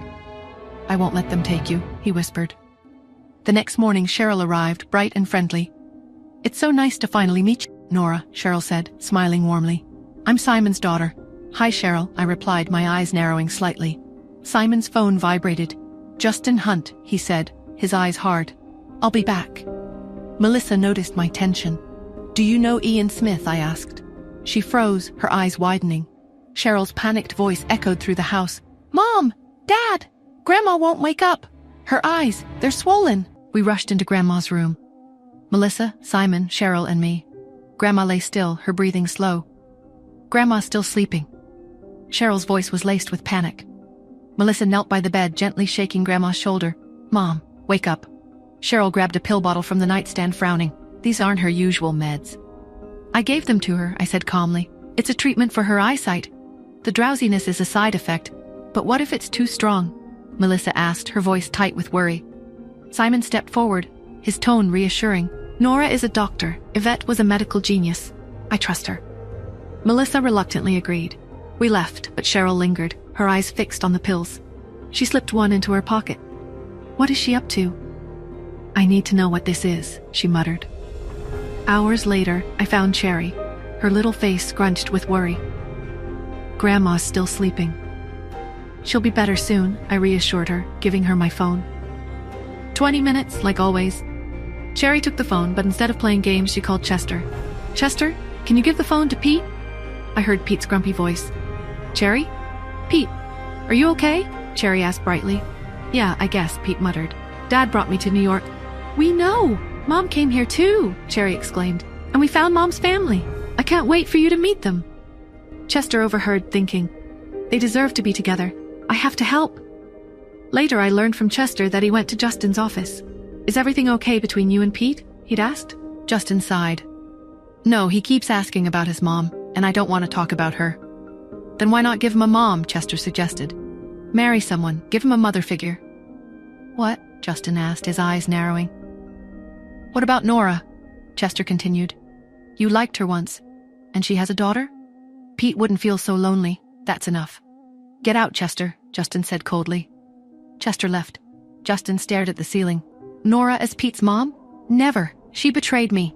I won't let her near Pete. Or me. The next morning I was enjoying my coffee when Melissa approached, her face tight with anxiety. Nora, Simon and I have a very important meeting this evening. It's critical for the company. Would you consider coming with us? Your presence might be beneficial. What kind of meeting? I asked, sensing her tension. Melissa glanced at Simon, who looked equally strained. It's with a potential investor. They might be our last chance. Simon nodded. We need this, Nora. Please. It could save everything. Seeing their desperation, I nodded. All right, I'll come. Later that evening, a man was already seated, his demeanor cool and professional. I froze. Justin? A wave of shock and disbelief washed over me. What is he doing here? Melissa and Simon exchanged uneasy glances, seemingly oblivious to my reaction. Justin cut to the chase. Your company is in a precarious position. You need a significant boost to survive. There's only one thing that can save you. The formula for the carefree pill. Simon's shoulders slumped. I don't have it anymore. Then I'm afraid I can't help you, Justin said, his voice flat. Without it, your company is finished. What is Justin doing here? What does this mean? I stepped forward. You want the carefree pill? Justin raised an eyebrow. Yes, it's the only thing that would make this meeting worthwhile. I can give you something better, I said, my voice steady despite the turmoil inside. The original formula, the one my mother created. Justin's expression shifted, a mixture of surprise and skepticism. You have it? I do, I confirmed, and I'm prepared to produce it, but there will be a cost. Simon looked at me, a mixture of hope and confusion. Nora, are you sure? Yes, I said firmly. I am. Justin leaned forward, intrigued. And what cost would that be? The same cost as the pills themselves, I responded, pulling out a single pill. $3,000 a pill, and I can produce 10,000 pills a month. Justin's eyes narrowed, processing the information. You are a shrewd businesswoman, Miss Smith. He looked at Simon. It seems your niece has saved the day. I watched him closely, my mind still reeling from his presence. Justin turned his gaze back to me. Okay then, thank you. Is there anything you want in return? Was this my chance? The chance to find Pete? I took a deep breath. Will you give me whatever I ask for? He held my gaze, his expression unreadable. Yes. Will you give me whatever I ask for? I asked Justin. Yes, he said instantly. I took a breath, willing myself to say what I wanted here to say. I want your... Justin grew impatient. Go on. I exhaled. Your forgiveness, I said finally. Justin hesitated. Then, after a long pause, he spoke. I can try. I nodded. That's enough for now. With that, he turned and walked away, disappearing into the crowd. Soon after the meeting ended, we came home to Anderson Villa. Everyone sat in the living room. I stood near the doorway, watching as Simon spoke into the phone. Cheryl says they've already produced 50 pills based on the formula you gave her. His voice was almost breathless with disbelief. I can't believe it works. We really can mass-produce the carefree pills. Melissa's voice was soft and thoughtful. It seems Yvette did improve the formula after all, and now Nora's brought it back to us. Melissa stood and moved toward the kitchen, her hands busying themselves with the dishes. Then, without looking up, she spoke gently. Nora, would you like to help me in the kitchen? I nodded, stepping in beside her. We worked in silence for a moment. But then, Melissa, who is Ian Smith? She froze. But then she took a deep breath and spoke. Have you heard of the Smiths of New York? I shook my head. No, I don't think so. Your mother was once engaged to Ian Smith. I nodded as Melissa continued. For a while. When I first heard your last name, I thought, maybe she was pregnant with Ian's child. But no, different Smith. Melissa continued. Anyway, Ian Smith was unstoppable. Under his leadership, the Smiths nearly surpassed the Hunts. But then, your mother disappeared. She paused, and he fell, hard. I stood frozen. Melissa shook her head. He retired, left everything to his nephew. Joel Smith, I murmured. Melissa nodded. Joel took over, she said, her voice quiet. But Ian, he never moved on, never got married. And just like that, another layer of my mother's past unraveled before me. Inside Smith Mansion, Ian Smith lay motionless on a large grey bed, his breathing shallow, his face pale. Joel stood at the doorway, anxious. How is my uncle? Tina, standing near the bed, answered without looking at Joel. His body is failing. His will to live is gone. A heavy silence fell over the room. Then she spoke again. There has to be another way, she said, desperate. Joel hesitated, choosing his words carefully. There may be one, he finally admitted. Tina's head snapped up. What is it? Joel didn't respond immediately. Instead, he opened his palm. Inside, resting in his hand, a half pill. Tina sucked in a sharp breath. That's... Joel nodded before she could finish. The carefree pill. His voice was quiet. Tina's eyes widened. But that pill is worth a fortune, she whispered. Joel slowly closed his hand into a fist. Have someone buy them, he ordered. Quietly. Tina gave a small nod. The Andersons won this round, he admitted. But if we don't make a move, they'll rise above us. Don't worry, Tina assured him. I'll handle it. Nora Smith and the Andersons will be crushed. Back home, Grandma and Melissa led me into the study after dinner. Mrs. Anderson's eyes, now fully healed, scanned my face with kindness and curiosity. Cherry must be 8 now, she said gently. It's not good for her to stay home all the time. Aren't you going to send her to school? I've thought about it. I met Melissa's gaze. Which is the best school nearby? The best around here is Golden Sunshine School. Grandma frowned. It's hard to get in, though. I tilted my head slightly. Why? It's the best in New York. The students come from elite, wealthy, or powerful families. I nodded slowly. What do they look for? Melissa's expression turned thoughtful. Parents must either be exceptionally talented or very wealthy. They evaluate the family's status as much as the child's ability. I narrowed my eyes. What qualifies as a special talent? Melissa gave a small shrug. Major contributions to society or... She hesitated, then added, holding a top-class black card. I knew what that meant. An unlimited credit card. The kind of wealth that wasn't just money. It was power. Influence. Only a select few in the world possessed one. The mysterious Imperial League controlled them. Tycoons, power players, politicians. Rumors suggest that Justin Hunt has one, Melissa added, which is why he commands such respect. Then, a sharp ringtone cut through the moment. My phone. I glanced down at the screen. A name flashed across it. My brows lifted slightly. Why is he calling me? Melissa noticed me staring at the phone and gave me a curious look. Aren't you going to answer that? I hesitated for just a second before turning away and swiping to accept the call. Hello? My voice remained steady. On the other end, a familiar rough voice. Where are you? Sylvester Zabe. I'm in New York, sir. What's the matter? Oh. A beat. The Smiths are looking for you. They want you to treat someone's illness. My fingers tapped lightly against the desk. The Smiths? Ian Smith? There was a slow pause before his response. You don't have to go. He isn't sick. He just doesn't want to live anymore. That was unexpected. He continued. His internal organs are failing. They're using the carefree pill to keep him alive. Even if you go over, can you make him regain his will to live? A flicker of something crossed my mind. I understand. Thank you for telling me, sir. Is there anything I can do for you? Sylvester's tone softened.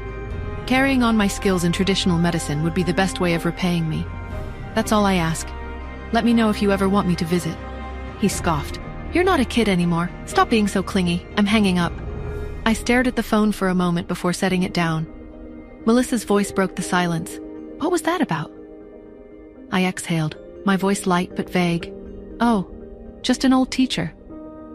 Later that day, I took Cherry to a park close to our house. The park's dappled sunlight should have been peaceful, but a knot of unease tightened in my chest.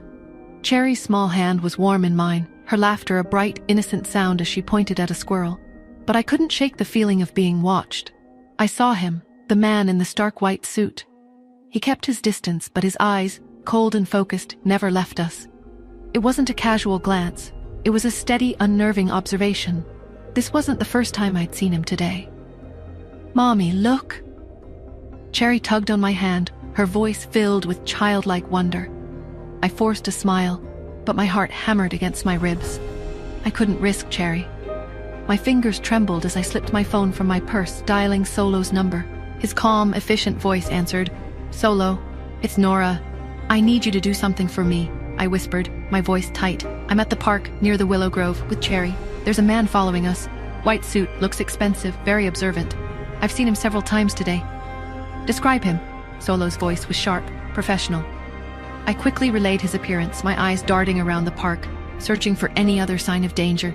"I don't know who he is, but he's making me nervous. I need you to find out who he is and why he's following us. Quickly." "Understood. I'm on it. Stay put and keep Cherry close. I'll have an update for you within the hour." I ended the call, my hand shaking. I knelt down, my eyes meeting Cherry's innocent gaze. "Sweetheart, let's go get some ice cream, okay? I'm suddenly really wanting some." I held her hand tighter, my senses on high alert. Every rustle of leaves, every passing shadow felt like a potential threat. I would protect my daughter no matter what. Back at the Hunt mansion, the psychiatrist, Dr. Albright, a man with keen eyes that seemed to see straight through to the soul, gestured for Justin to sit in a plush leather armchair. Dr. Albright steepled his fingers, his expression grave. "Mr. Hunt, we've run a battery of tests on Peter. His cognitive abilities are exceptional. Off the charts, in fact, but..." He paused, choosing his words with the precision of a surgeon. "His emotional development is not progressing at the same rate. It's as if his mind is a racing engine, far outstripping the chassis meant to contain it." Justin leaned forward, his usually impeccable posture losing its rigid edge. "What does that mean, doctor?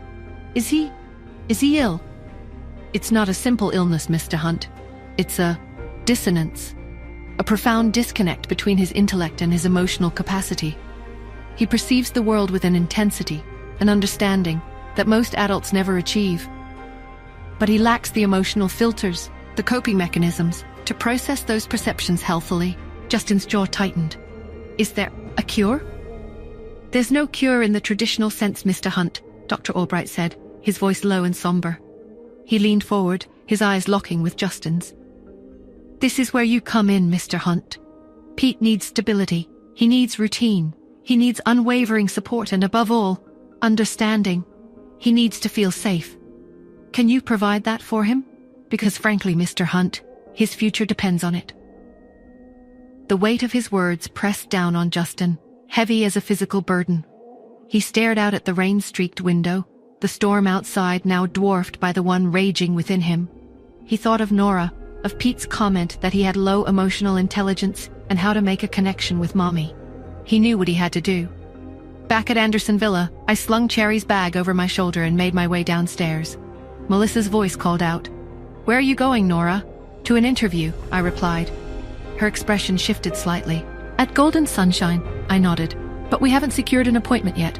I've asked my family, but they haven't responded." Before I could respond, Cheryl came down. Cheryl asked, "Does attending that school even matter?"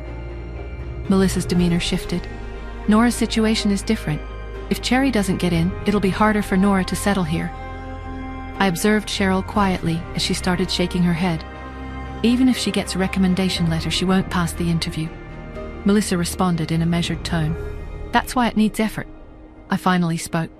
"You don't have to beg them. I already have an interview spot." Melissa and Cheryl both turned to me, surprised. Melissa's voice came first.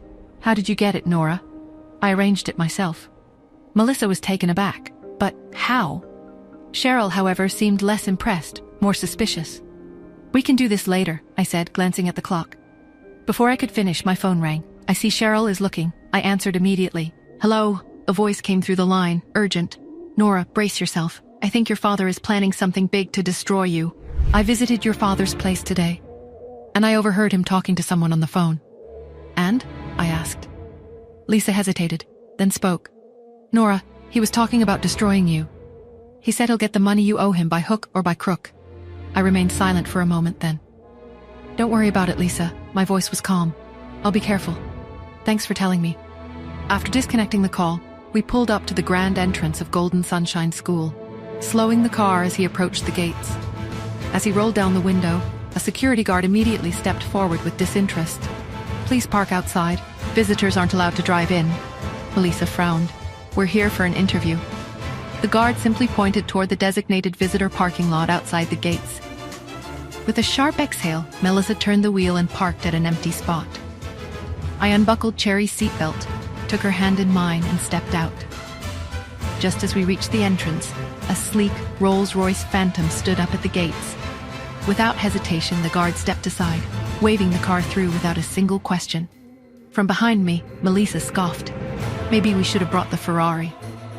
Once we got inside the gates, we saw that the interior of the school was grand, almost like a 5-star hotel. Melissa scoffed, her arms crossed. I don't want to be rude, but this place isn't for kids like Cherry. You don't have to prove anything. I turned to her. It's not about proving anything. She needs the right environment to thrive. Lowering myself to Cherry's level, I met her wide eyes.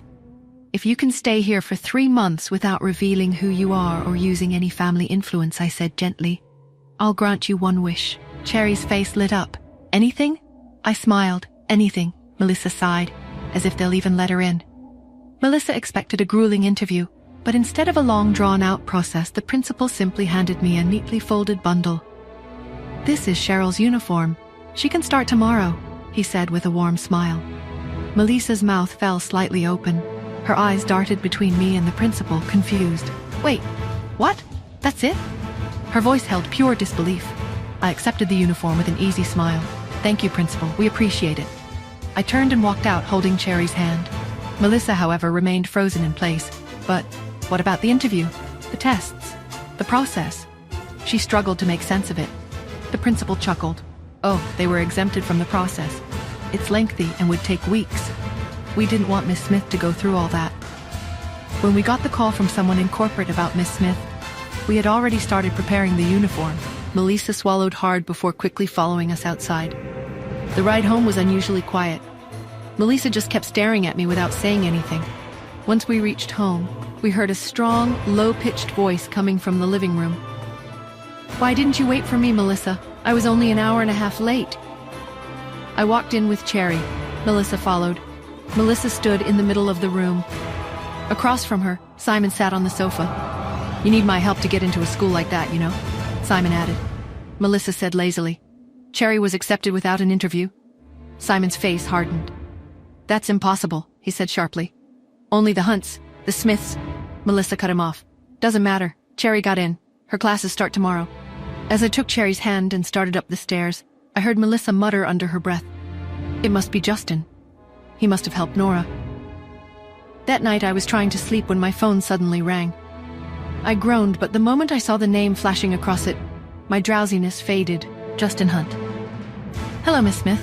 His voice was smooth. I rubbed my temple. What's up? A brief pause. Your Aunt Melissa just called. She wants you to invite me to lunch. As a thank you for the recommendation letter. Of course. I should have known Melissa wouldn't let it go. I opened my mouth to protest, but before I could even get a word out, his amused chuckle came through the speaker. So, when are you planning to invite me? I shut my eyes briefly, realizing there was no point arguing. He wasn't going to drop this. Might as well get it over with, I muttered. Noon tomorrow? A small hum of approval followed. Okay. Then, after a pause, his voice lowered slightly. About the recommendation letter. I didn't tell your aunt it wasn't me. Want to keep it that way? Yes, please. For a second, silence stretched between us, comfortable yet charged. Then I casually added, and about lunch? You should bring your son, too. I could almost hear his hesitation. Then, noted. The next day, the Anderson mansion was quieter than usual. I was heading toward the door when Melissa intercepted me. Did Cherry go to her first day at school? I nodded. Yeah, I dropped her off this morning. Melissa hesitated for a moment before continuing. Okay. There's a dance party in a few days. You should come. Meet some people. Sure, I muttered absently. But Melissa wasn't convinced. As the door shut behind me, I heard her murmur to herself. What if she doesn't know how to dance? From the couch, Simon said, "Then don't dance. Simple." "It's a dance party, Simon. I'll call Cheryl's dance teacher. At least she should learn the waltz." When I almost reached the location Justin sent me, a subtle smile tugged at my lips. I'm finally going to see my son today. When I reached the restaurant, I was taken to a private dining room. When I opened the door, my eyes immediately sought out the familiar figure I had been waiting for, a hopeful smile forming, until it abruptly vanished. Justin sat at the table with a coffee cup in hand. No Pete. My jaw clenched. "Where's your son, Mr. Hunt?" My voice was steady. "Where's your son, Mr. Hunt?" My voice was steady. Justin took a slow sip of his coffee before responding smoothly. "He has classes, of course." There was no Pete, just Justin. A quiet sigh. Reaching for the coffee in front of me, I took a sip. Justin raised an eyebrow. "That's Hacienda La Esmeralda? Quite rare?" I barely blinked. "Tastes like coffee." He chuckled. "You have no appreciation for the finer things, Miss Smith." Before I could respond, a waiter entered, setting down an exquisitely arranged plate in front of him. "Great," I said flatly, eyeing the dish. "We can leave when you're done." Justin picked up his fork before replying. "I ordered 6 more courses." "You're joking." Justin took a slow, deliberate bite. After a few minutes of silence, he finally broke it. "So, how's your daughter? Adjusting well?" His tone was casual. "She's fine." He leaned forward slightly. "And your new family? Settling in nicely?" I exhaled. My patience was running thin, and I had no interest in indulging in his probing questions. "These are all boring questions, Mr. Hunt." Justin smirked. "Oh? What would you rather discuss?" My gaze flickered to the bottle of wine on the table. Without breaking eye contact, I reached for it, spinning it between my fingers. "Let's play a game," I said smoothly.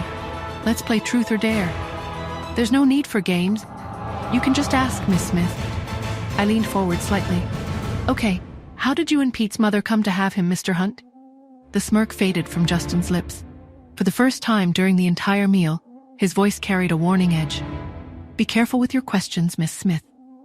Justin sat across from me, completely focused on his meal, deliberately ignoring me. I leaned forward slightly. "Do you still talk to Pete's mother?" He didn't even flinch. His fork moved smoothly from plate to mouth, as if I hadn't spoken at all. I watched him carefully before pressing further. "How did you two meet?" Still, nothing. "Come on, Justin." My voice remained light. She must have been someone special. Justin suddenly slammed his fork down. "Stop with these questions, please." Silence.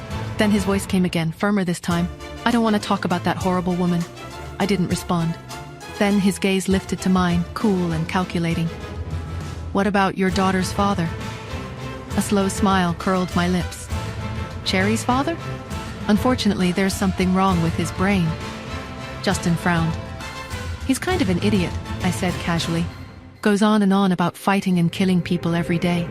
And he thinks that every woman in the world owes him something. Gets mad at people for no reason. Since he called Pete's mom a horrible woman, it's only fair I curse him a little too, right? An eye for an eye." I smirked internally, but Justin's frown deepened. "Something wrong with his brain?" he repeated. "Can't you treat him?" I waved a hand dismissively. "He's very ill. I can't cure him." Justin exhaled, shifting uncomfortably in his seat. There was something about my answer that unsettled him. His next words came out more hesitantly. "Why did you have a child with him?" I suppressed a laugh. "Who knows?" I said, tilting my head as if the thought hadn't occurred to me before. "Maybe God thought he shouldn't be left without an heir." Justin scoffed, his voice laced with sarcasm. "So you were pretty much just doing charity then?" Leaning forward, he smirked. "After all, apart from you, he probably won't be able to find any other woman for the rest of his life." I rolled my eyes, pushing my plate aside. "I'm full, Mr. Hunt, you." Suddenly, Justin's phone rang. He answered. "Yes, any updates?" "Good. Get me all the details on that property in Manhattan." "Yes, immediately. And have the legal team review the zoning laws." He placed the phone back down. "Real estate in New York?" I asked, raising an eyebrow. "Not a great time for it, Mr. Hunt. I'd consider the stock market instead, right now. Tech stocks, specifically. There's a lot of potential there." Justin chuckled, a hint of sarcasm in his voice. "Ah, so you're a stock market broker now, miss? Smith, giving me investment advice between courses? I appreciate the concern, but I think I'll stick to what I know. Besides, property is a tangible asset. Unlike those fleeting digital trends, I'm not done yet. Before we continue, I said, pausing, I wanted to thank you for the recommendation letter for Cheryl. It meant a lot. Justin smiled, a softer expression than he'd shown all meal. It was my pleasure. I adore Cherry. She and Pete get along so well. If Pete had a sister, I imagine she'd be just like Cherry. I scoffed, pushing back my chair. Take your time to eat. I'll leave first. Justin, leisurely cutting into his next bite, didn't even glance up.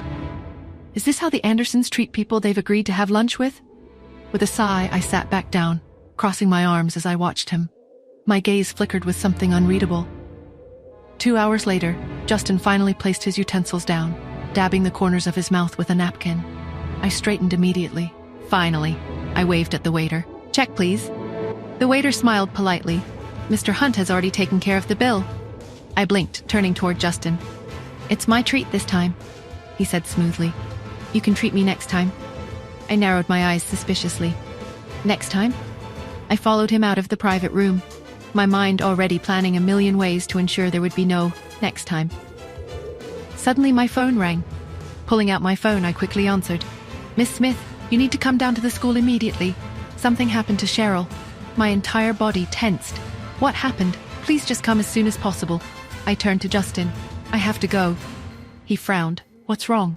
When I reached the school, I strode through the entrance until I spotted Miss Lynn, Cherry's teacher, rushing toward me. Miss Smith, I cut her off sharply. Are all the kids okay? She hesitated, momentarily caught off guard. Yes, they are. And the teachers?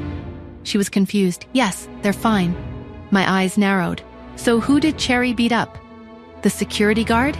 Miss Lynn's mouth opened. What? No, Miss Smith, Cherry fainted. I stopped mid-step. Fainted? I repeated. Cherry's perfectly healthy. She must be faking it. Miss Lynn looked exasperated. No, she really fainted. For the first time I was concerned about Cherry. Where is she? In the dance studio, Miss Lynn said. Without another word, I followed her. I walked in to find a group of teachers hovering around Cherry, who was lying on a mat. A girl in a dance costume, Sinead Lowe, was crying dramatically beside her. The school doctor stood up as soon as I entered. Don't worry, Miss Smith. I've checked her. She's fine. She likely fainted due to distress. I knelt beside Cherry, taking her wrist. Her pulse was strong, too strong for someone who had actually fainted. Oh, this little actress. Cherry remained motionless, but I lightly tickled her palm. She twitched. Then she tickled me back. Mommy, she whispered, don't tell on me. I coughed, masking my amusement. What happened? Whitney Lowe, Sinead's mother, stepped forward. Your daughter is so short-tempered and sensitive, she started. Just one little argument and she faints. I didn't blink.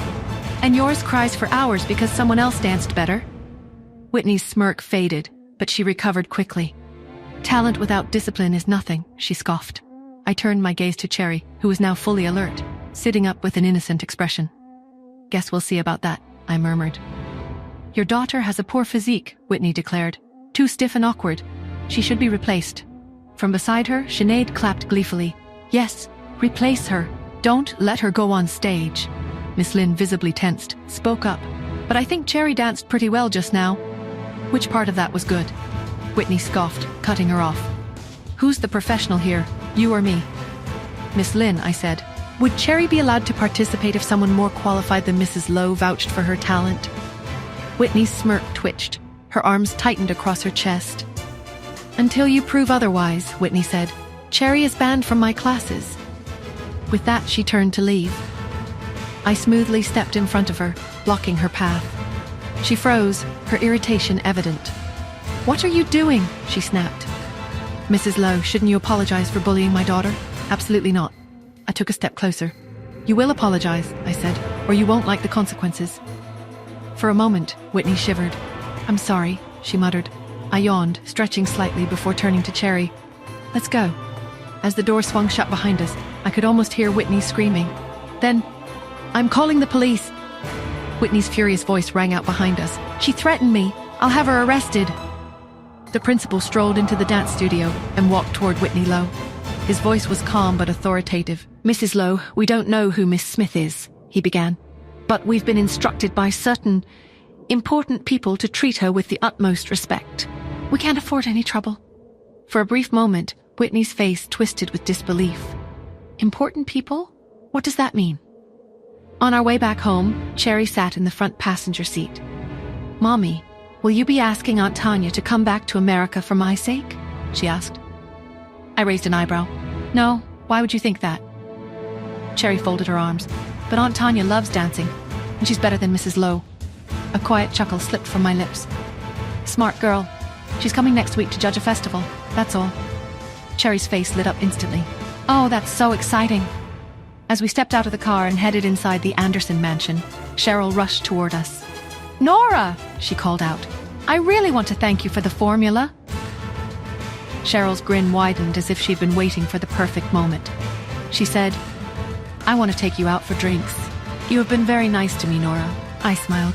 Yes, we'll. Sure. Soon. Back in my room, I sank into an armchair, pondering how to get Cherry back into the dance team. Whitney Lowe's arrogance was infuriating, and I knew Cherry deserved a chance to shine. Inside Justin's dimly lit study, the air crackled with unspoken tension. Chester stood before Justin's desk, his expression grave. Chester stated, his voice low and urgent.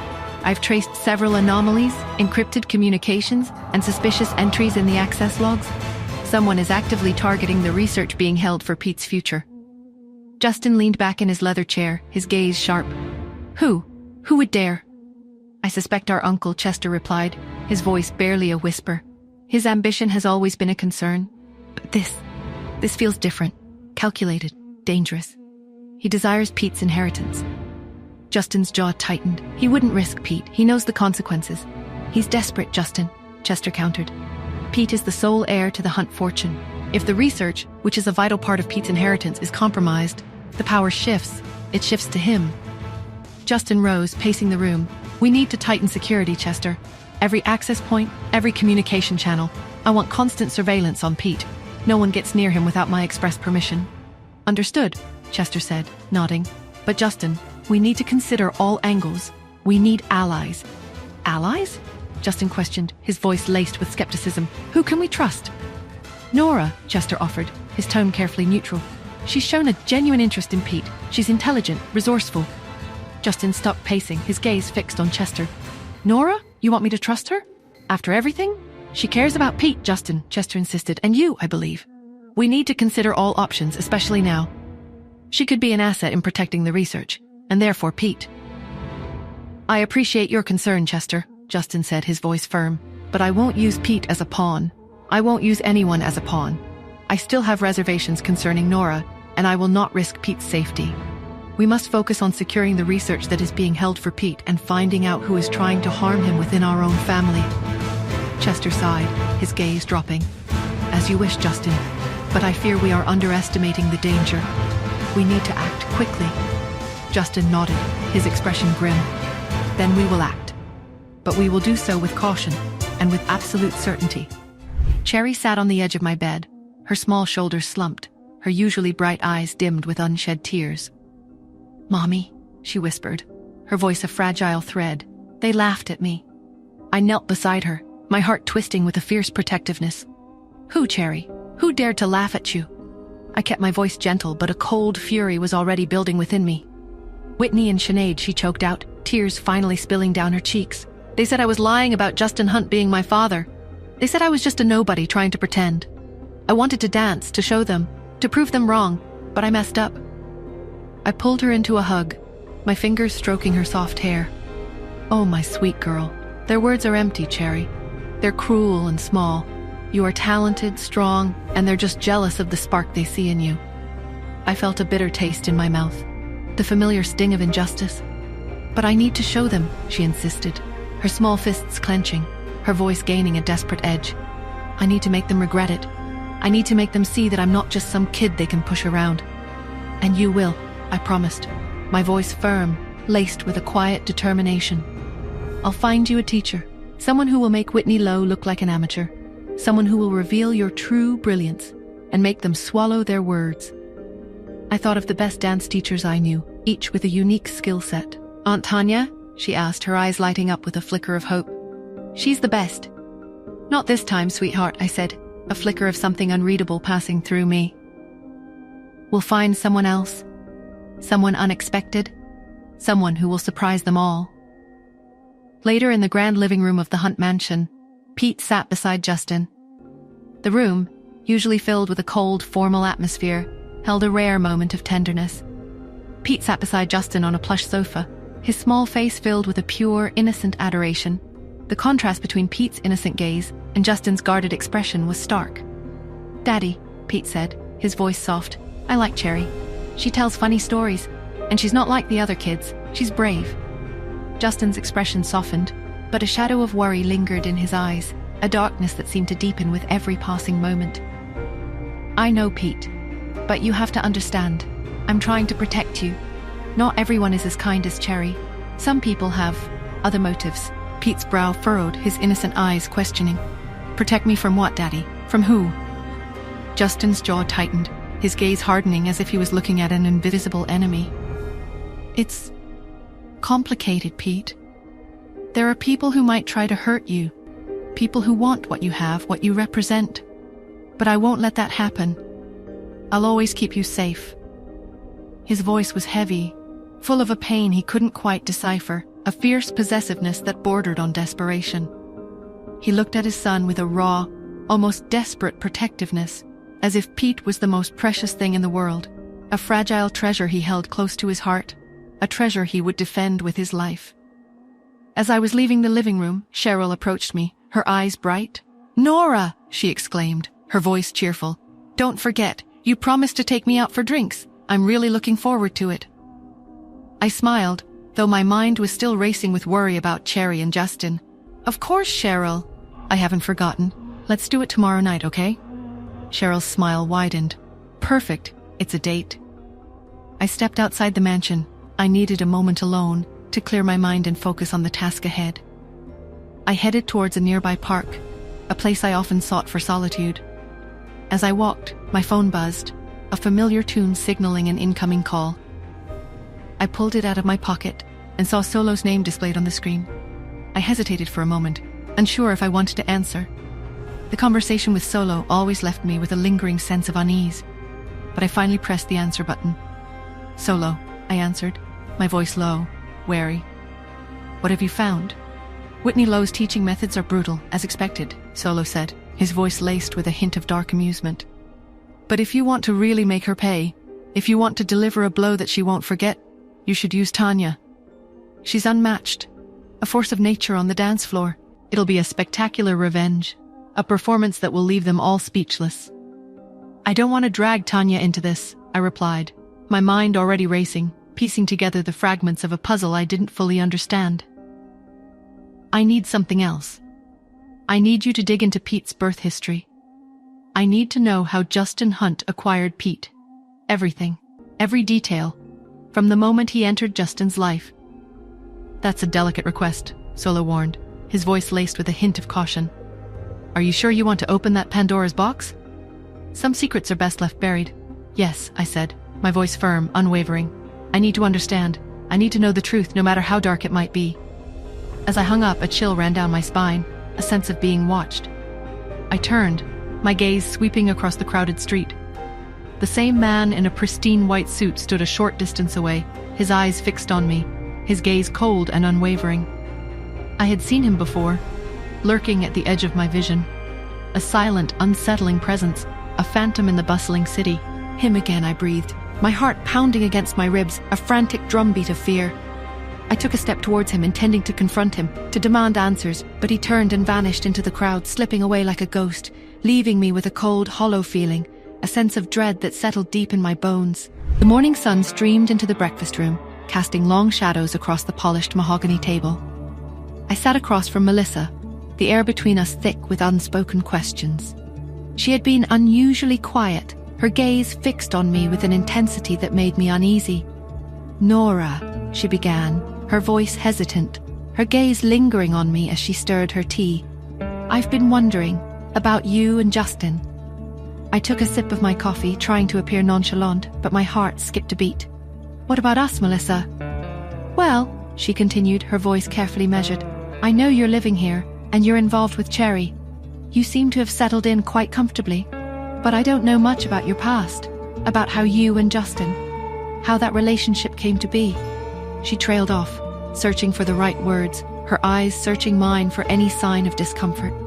I offered a polite smile, but I felt a growing sense of unease. Melissa's curiosity felt probing, almost invasive. "My past is complicated, Melissa. There are things I'm not ready to discuss, and my relationship with Justin is still evolving. We're focused on what's best for Cherry." I deliberately steered the conversation away from myself and Justin towards Cherry, hoping to redirect her attention. Speaking of Cherry, she's been doing so well. She's really enjoying her time here. I'm grateful for how welcoming everyone has been. Melissa seemed to accept the change of topic, at least for the moment, but her gaze lingered on me, a hint of suspicion in her eyes. "Yes, she's a bright girl. Justin is very fond of her. He seems different when she's around." A wave of protectiveness washed over me, a fierce desire to keep Cherry safe from whatever undercurrents were swirling within this house. "And I'm very fond of her too, Melissa. She's become very important to me." Melissa nodded slowly, her eyes still fixed on me. "Of course, I can see that. But I'm just curious, Nora. About you, about Justin. It's only natural, isn't it?" I forced a smile, trying to maintain a facade of composure. "Perhaps, but some things are best left unsaid, Melissa. For now." After breakfast, I found a quiet corner to make a call. I needed to talk to Chester. I dialed his number and he answered almost immediately. "Chester," I said. "It's Nora. I have a request." "Of course, Nora. What is it?" he replied, his voice calm and professional. "I'm going out tonight with Cheryl," I explained. "I was wondering if Cherry could spend some time with Pete. They seem to enjoy each other's company." There was a brief pause on the other end of the line. Then Chester's voice softened slightly. "That's very thoughtful of you, Nora. I appreciate your concern for Pete's happiness." "Yes, Cherry is welcome to spend time with him." "Thank you, Chester," I said. "I'll make sure she's ready later." "I'm glad you're here, Nora," he said, a hint of sincerity in his tone. "Both Pete and Justin seem lighter when you're around. It's good for them." I felt a warmth spread through me, despite the underlying tension that always seemed to linger in this house. "I care about them, Chester." "I know you do," he replied. "We all do." As I ended the call, I couldn't shake the feeling that I was being watched. The memory of the man in the white suit resurfaced, a chilling reminder of the unknown dangers lurking in the shadows. I glanced around, but the hallway was empty. Still, the feeling persisted, a sense of unease that clung to me like a second skin. Later that night, my phone rang. It was Solo. "Nora, Tanya Turner is coming to the city," he said, his voice laced with a warning. "Tanya?" I asked, surprised. "Yeah, she's judging a dance festival. Be careful, Nora." I hung up, a knot forming in my stomach. Tanya's arrival meant trouble. In the evening, Cheryl and I went to a bar to unwind. I was still unsettled by everything: the man in the white suit, Solo's warning, the strange undercurrents in the Hunt mansion. I ended up having too much to drink. The world around me swam, the music a distorted echo. Desperate to make some kind of sense of it all, I pulled out my phone, dialing Justin's number. "Mr. Hunt, I'm drunk," I slurred, my words thick and clumsy. "So?" he asked, his voice cold and distant. "Name your price. I want to buy your son." "What?" he asked, his voice now filled with alarm. $800 million. Take it or leave it," I said, my voice slurring. "Hello? Are you still there?" Just then Cheryl gasped, her eyes wide with disbelief and excitement. "Oh my God, that's Tanya Turner!" I turned to see her and she approached, a bright, almost predatory smile on her face. "Nora, what a surprise," she said, her voice booming, her hug almost too tight. "Tanya, what are you doing here?" I asked, my mind still hazy, struggling to focus. "Judging a dance festival," she replied, her eyes glittering with an intensity that made me uneasy. Cheryl was practically vibrating with excitement. "You two know each other? Oh my God, Nora, I'm your biggest fan, Miss Turner. Your routines are legendary. I've been following you for years." Tanya's smile widened, her gaze shifting to Cheryl. "Well, aren't you sweet? It's always a pleasure to meet someone with such good taste." She then turned back to me, her voice suddenly warm and inviting. "Nora, it's been so long. I was wondering if I could stay with you and Cherry while I'm in town. It would be just like old times." I hesitated, 1,000 thoughts racing through my mind. Tanya staying with us? It felt like inviting chaos into my already complicated life. I opened my mouth to politely decline, but Cheryl interrupted, her voice filled with enthusiasm. "Oh, Nora, please say yes. It would be amazing. Imagine having Tanya Turner in the house. It would be an honor." Cheryl's excitement was infectious, and I found myself wavering.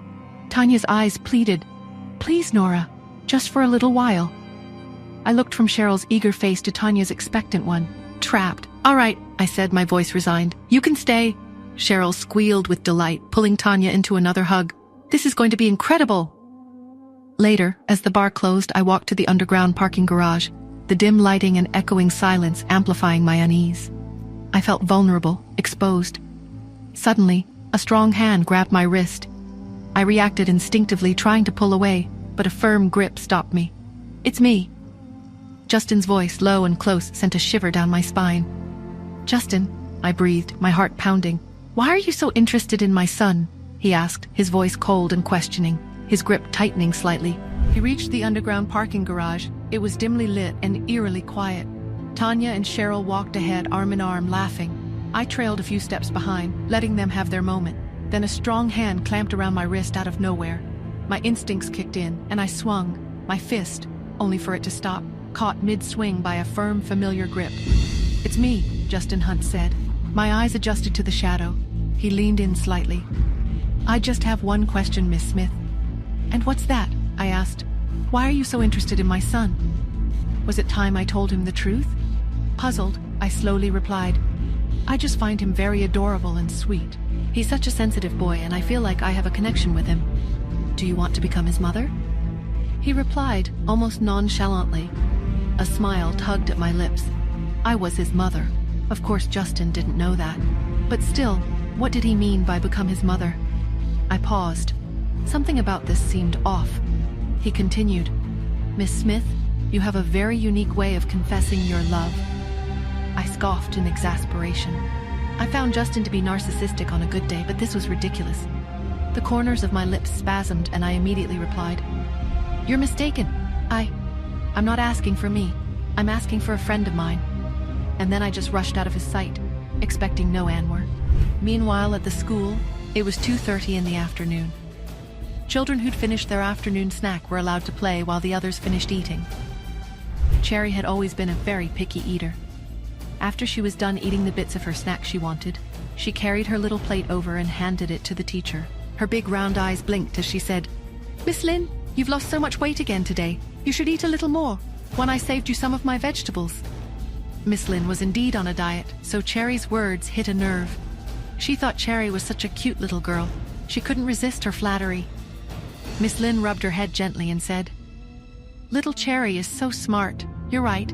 I am on a meat-free diet, so I can only eat vegetables, thank you." The other children looked at her enviously. They couldn't believe Cherry was being allowed to skip her veggies. They wanted to do the same. Cherry ran over happily to the play area to wait. She was about to pick up a Barbie when someone snatched it away. Sinead stood in front of her with her hands on her hips and said loudly, "Didn't your mother say that she was going to get a more professional dancer to evaluate you? It's already been a week, but she still hasn't gotten anyone over. You're a liar." All the other children looked over. They all understood that lying was very, very bad. Sinead continued, "You're a bad girl. We're not going to play with you." Cherry was being bullied. My heart ached. Cherry, my Cherry, standing her ground against Sinead and her little pack of wolves. Sinead, that little terror, the dance teacher's daughter, was clearly trying to break Cherry. "Yes, Cherry, you're a bad girl. We're not going to play with you," they chanted, the familiar awful rhythm of playground bullying. "Liar, liar, pants on fire, your nose is going to grow longer." I'd seen it before, the way Sinead manipulated the other kids, how she thrived on making someone cry. But Cherry, she just lifted her chin. "I didn't want to play with a selfish, rude, and uncultured kid like you in the first place," she declared, her voice clear and steady. My breath hitched. I was so proud of her. But then Sinead's face crumpled, and the wailing started. The sheer audacity of it. She was the one being mean, and she was the one crying. Miss Lynn rushed over, her expression a mix of concern and confusion. "No, I'm not. You're the rude one. You're the selfish one," Sinead sobbed, her words barely intelligible.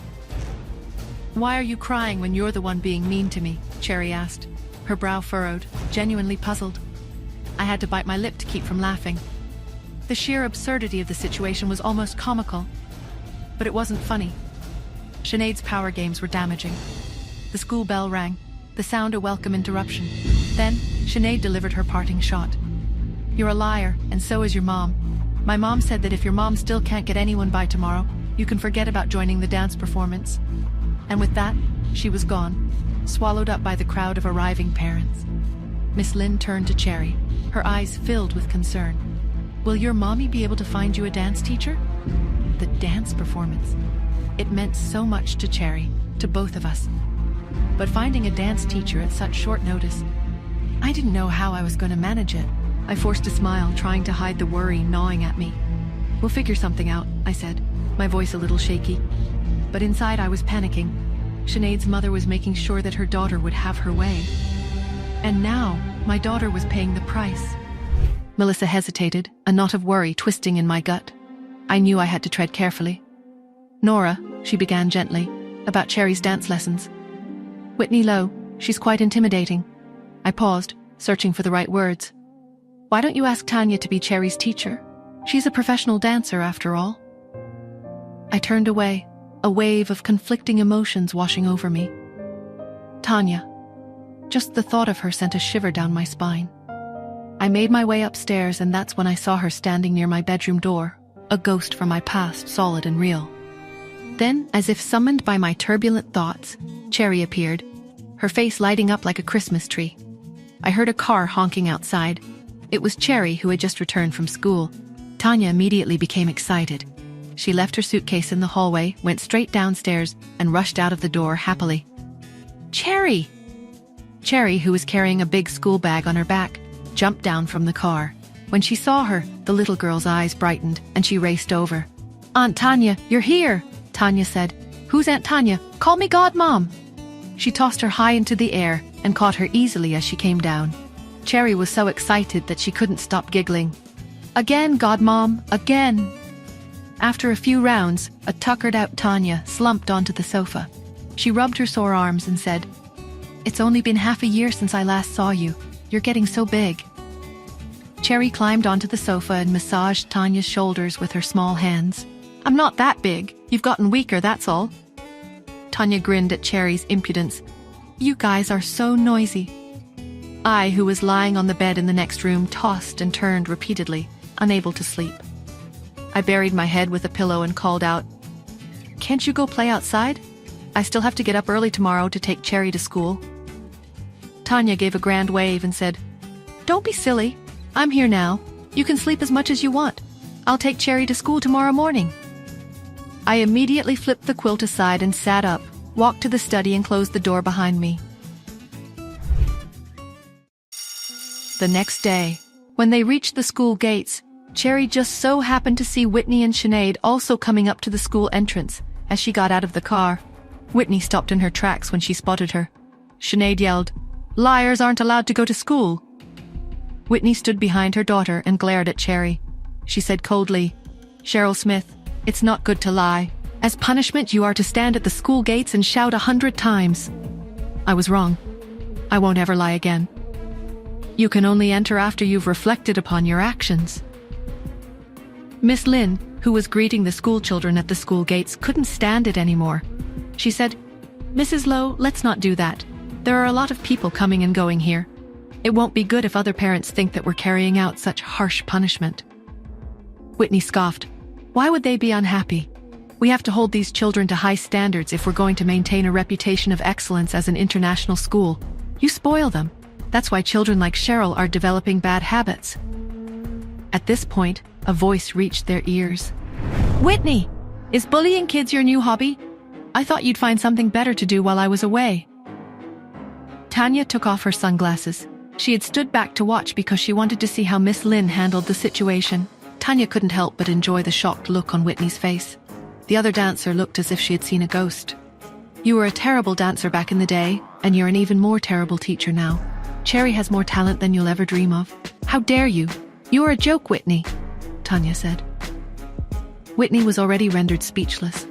Whitney took a step back in fright. Everyone was utterly bewildered. No one had expected Whitney to allow herself to look so weak. Tanya fought hard not to smile too much at the sight of Whitney running away. She handed Cherry to Miss Lynn and said, "Hello, I'm Tanya Turner. Cherry is very talented in dancing."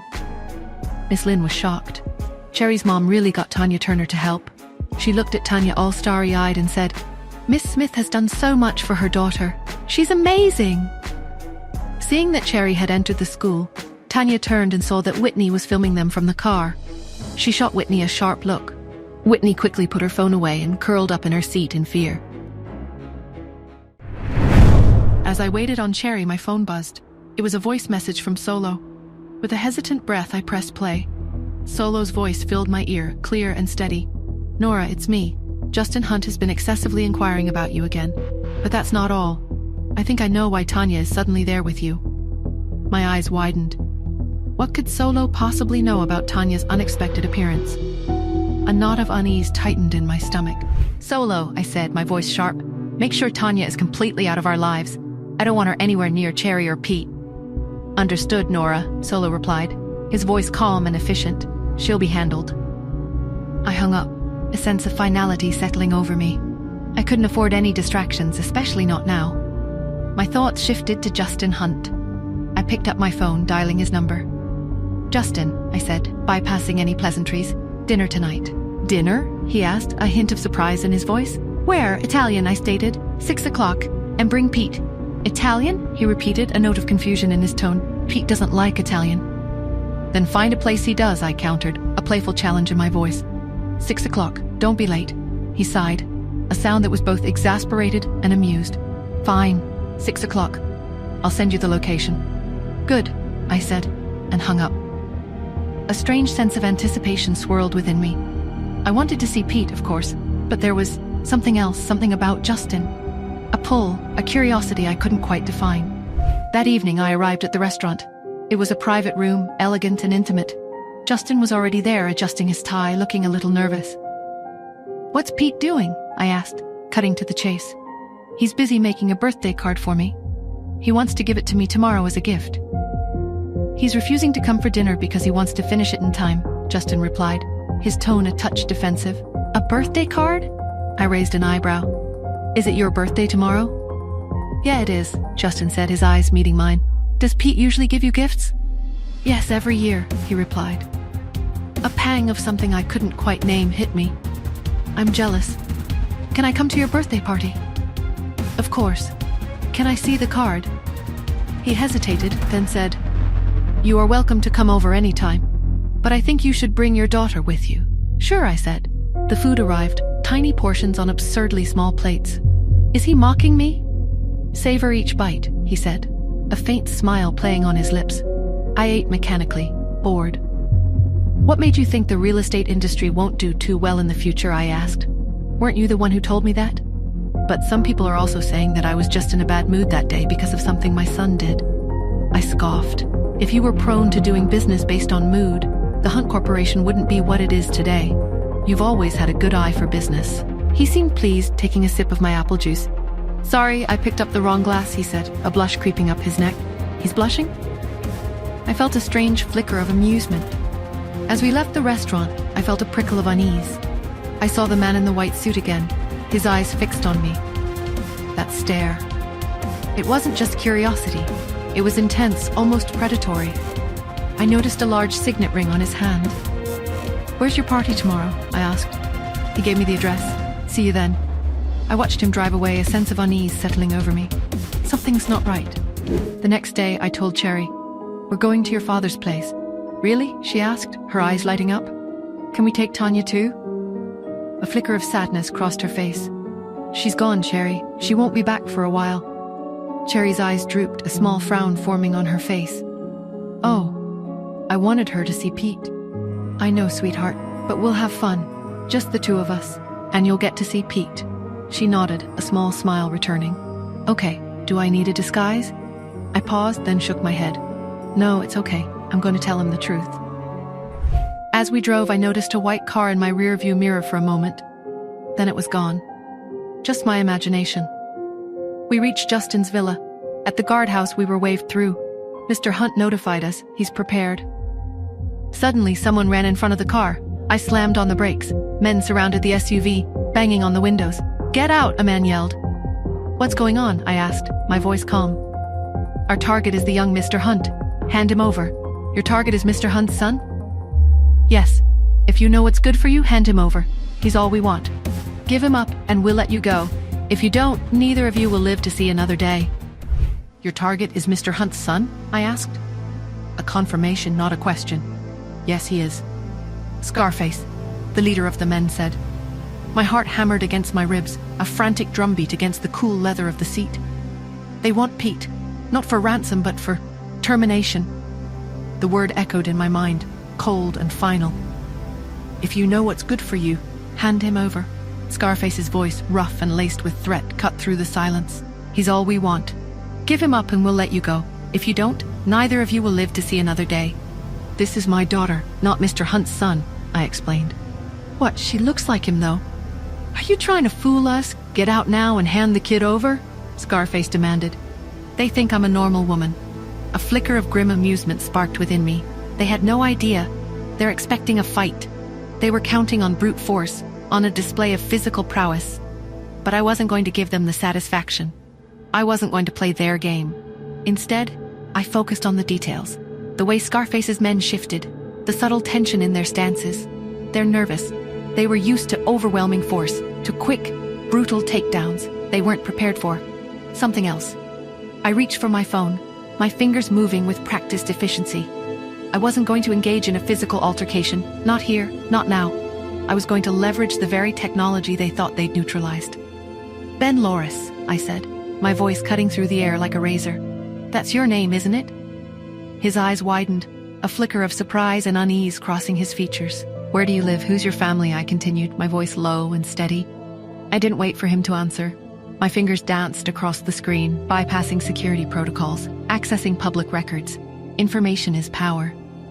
And I had just found a whole arsenal. I held up my phone, the screen displaying his personal information, his family's addresses, their faces. "Remember, if anything happens to young Mr. Hunt, I'll come for you, no matter who did it." The color drained from his face. Fear is a powerful weapon, more powerful than any punch.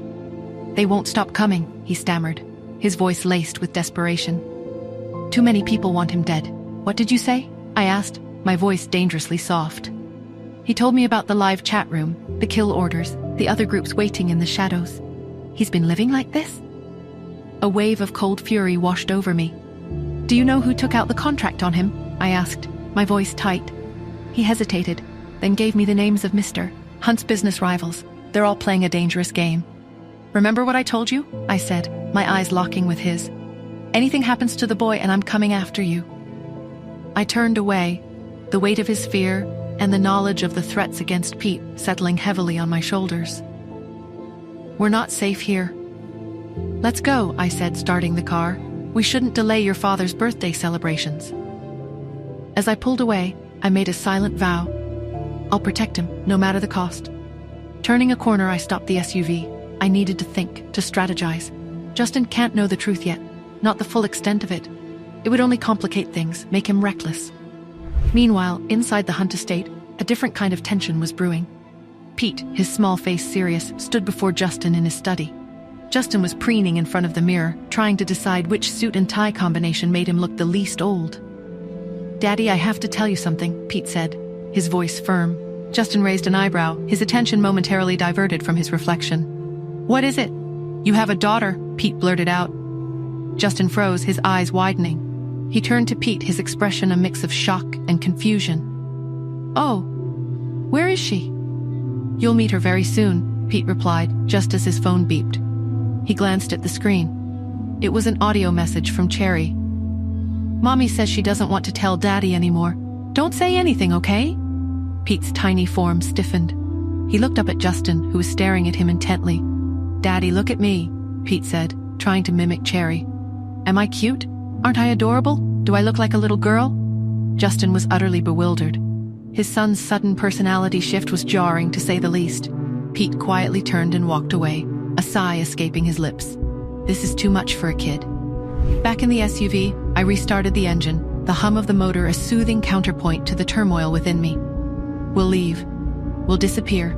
I'd make sure Pete was safe, even if it meant taking him away from his father.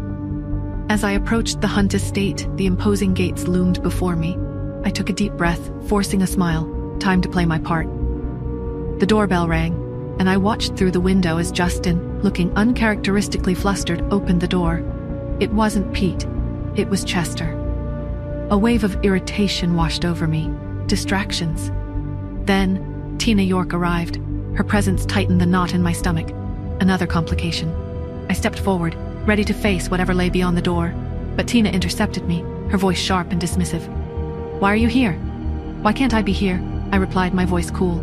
"You are not his equal, Miss Smith. I'd suggest that you stop daydreaming. Also, Mr. Hunt has said that it's not convenient for him to host female guests at home today. Please leave." She slammed the door in my face. "They underestimate me." Inside, I heard Justin's voice. "Who was it?" "Oh," Tina replied, her voice saccharine sweet. "It's nothing. The building management staff came to wish you a happy birthday, but they said that they won't come in and disturb you." Justin blinked in surprise. "Building management," he'd said. "They did come every year, but always in the evening." A wave of restless irritability washed over him, and he stood abruptly, staring at the door with frosty displeasure. Chester, glued to his phone, asked, "Are you waiting for someone, Justin?" "No, I'm not," he replied automatically, his gaze fixed on the door. At the door, Tina smiled, a flicker of triumph in her eyes. "She thinks she's won. She'd been afraid Justin had invited me. Now she was sure I was just some random interloper." Just then, Pete ran out, his voice sharp. "Daddy, I heard that you refused to let Mommy in." Justin's eyes darkened. He strode to the door and yanked it open. There I stood. "I've been told it's not convenient for you to host female guests today, Mr. Hunt," I asked, my voice low and leisurely. He's flustered. A tremor ran through him. His frustration vanished. "It is indeed inconvenient to host other female guests," he replied, a smile appearing, "because we're expecting a special little female guest today." But her eyes were filled with anger. She pointed at Tina. "Lady said she's not letting us in." Justin frowned, looking at Tina. Tina was dumbfounded. She clenched her fists. "Mr. Hunt, I wasn't lying. You said it was inconvenient to host female guests." I misunderstood. "As for the building management staff." She looked at me, sighed, and said, "Mr. Hunt hates women showing up without his consent. I was afraid he'd get mad. So a white lie. He invited you. I hope you understand." Convincing. She was good. Too good. A long, manipulative speech sounding like the truth. I rolled my eyes. "Am I supposed to thank you, then?" "No, it's fine," she smiled. "I made a mistake." Fortunately, there were no misunderstandings. Cherry and I entered the villa. Tina followed. Inside, I spotted the birthday card. "Is this the birthday card your son made for you?" Pete stared at Cherry's makeup, then at the card, then at Justin. Justin gave him a look. "Yes." Pete shrugged. I looked at the card, my heart swelling. Cherry and Pete played together for a bit. After dinner, Cherry gave Justin her present. Then I took her home. I didn't say anything to Justin about the attack. I was too scared. What if he took Pete and hid him? I wouldn't be able to find him. I just couldn't risk it. Pete finally picked up the birthday card, handed it to Justin, and commented disdainfully, "Daddy, your handwriting is ugly." Justin pursed his lips. He had deliberately imitated Pete's handwriting while making the card. He entered the study. Pete remained in the living room. Justin sat behind his desk, a frown creasing his brow. He was still irked by the near miss with Tina, and the strange, almost distant way Nora had been acting. Something was off. Suddenly his phone rang. He glanced at the screen. Unknown number. He hesitated, then answered. "Justin Hunt," he said, his voice clipped. "Mr. Hunt," a low, gravelly voice replied.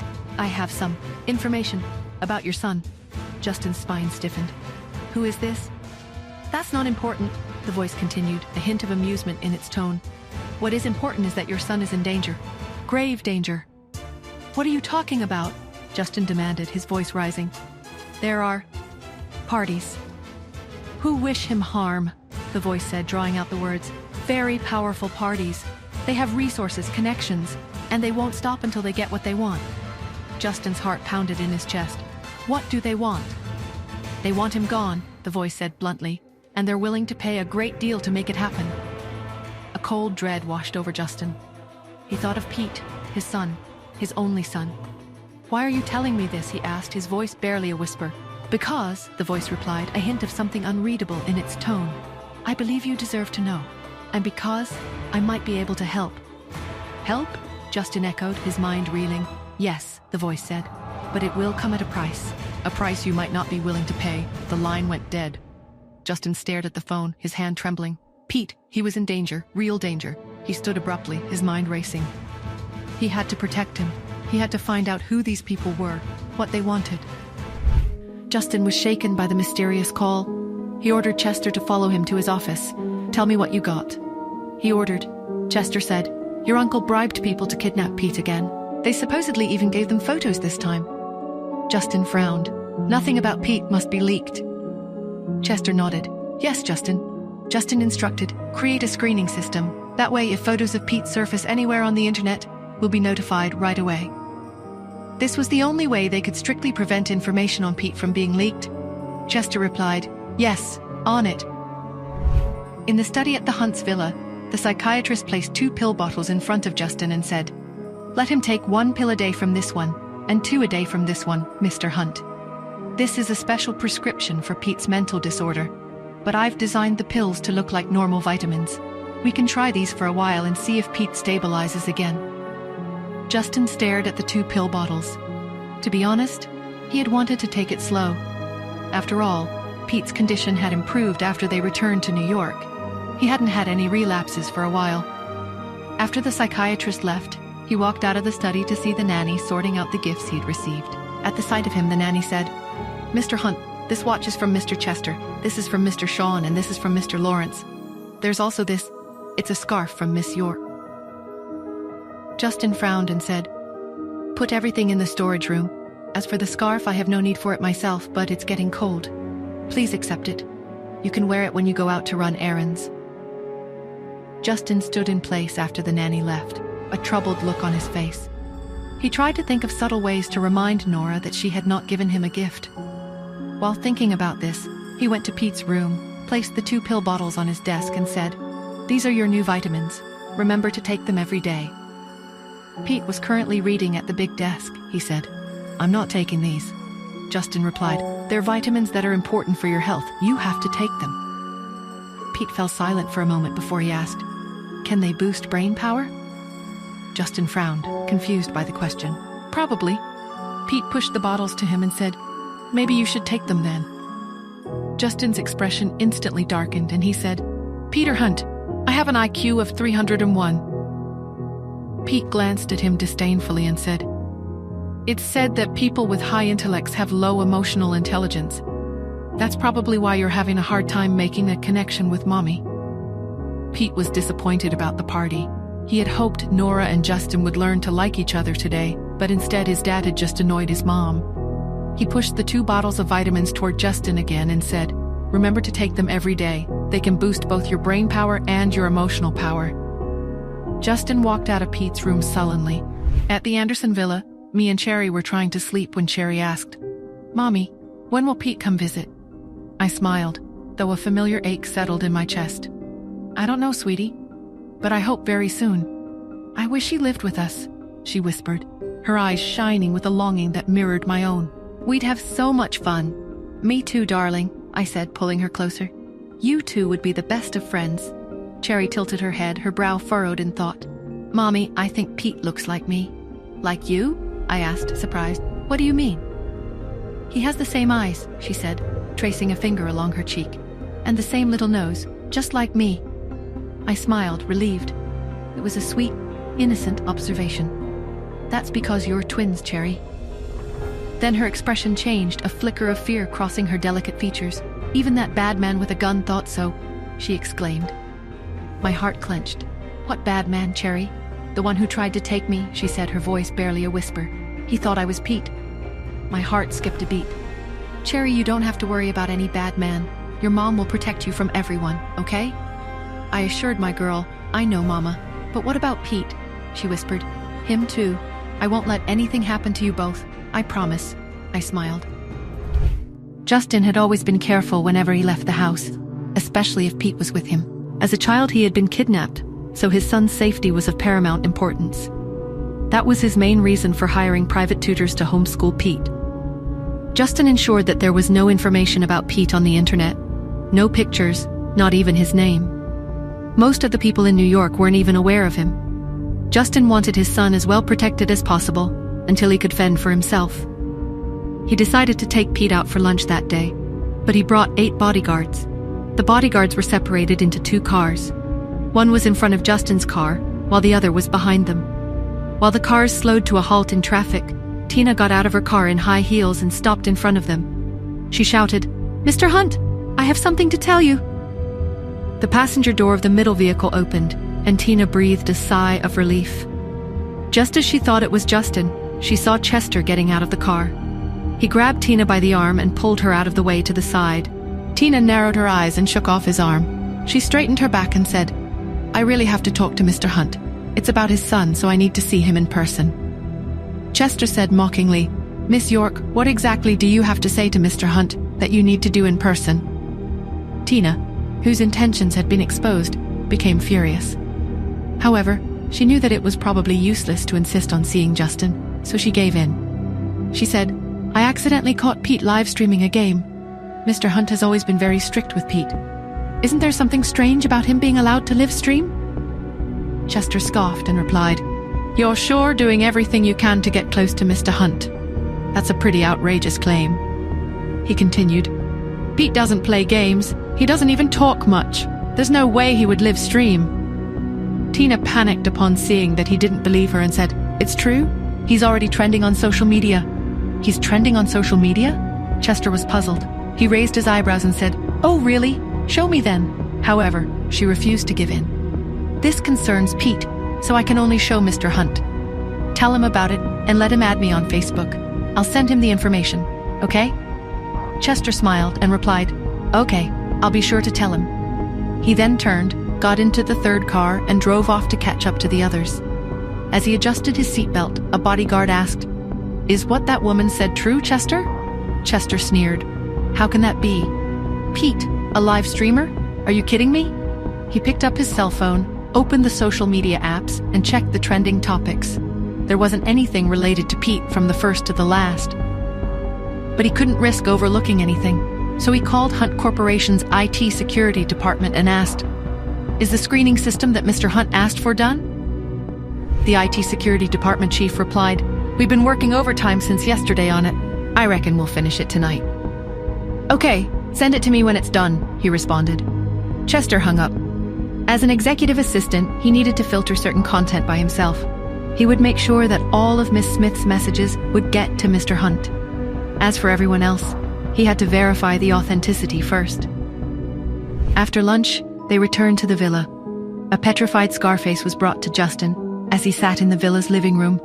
His face was white and covered in sweat. His speech was unclear as he begged for mercy. "Mr. Hunt, your female bodyguard already spoke to us. We promise we won't try to kidnap your son anymore.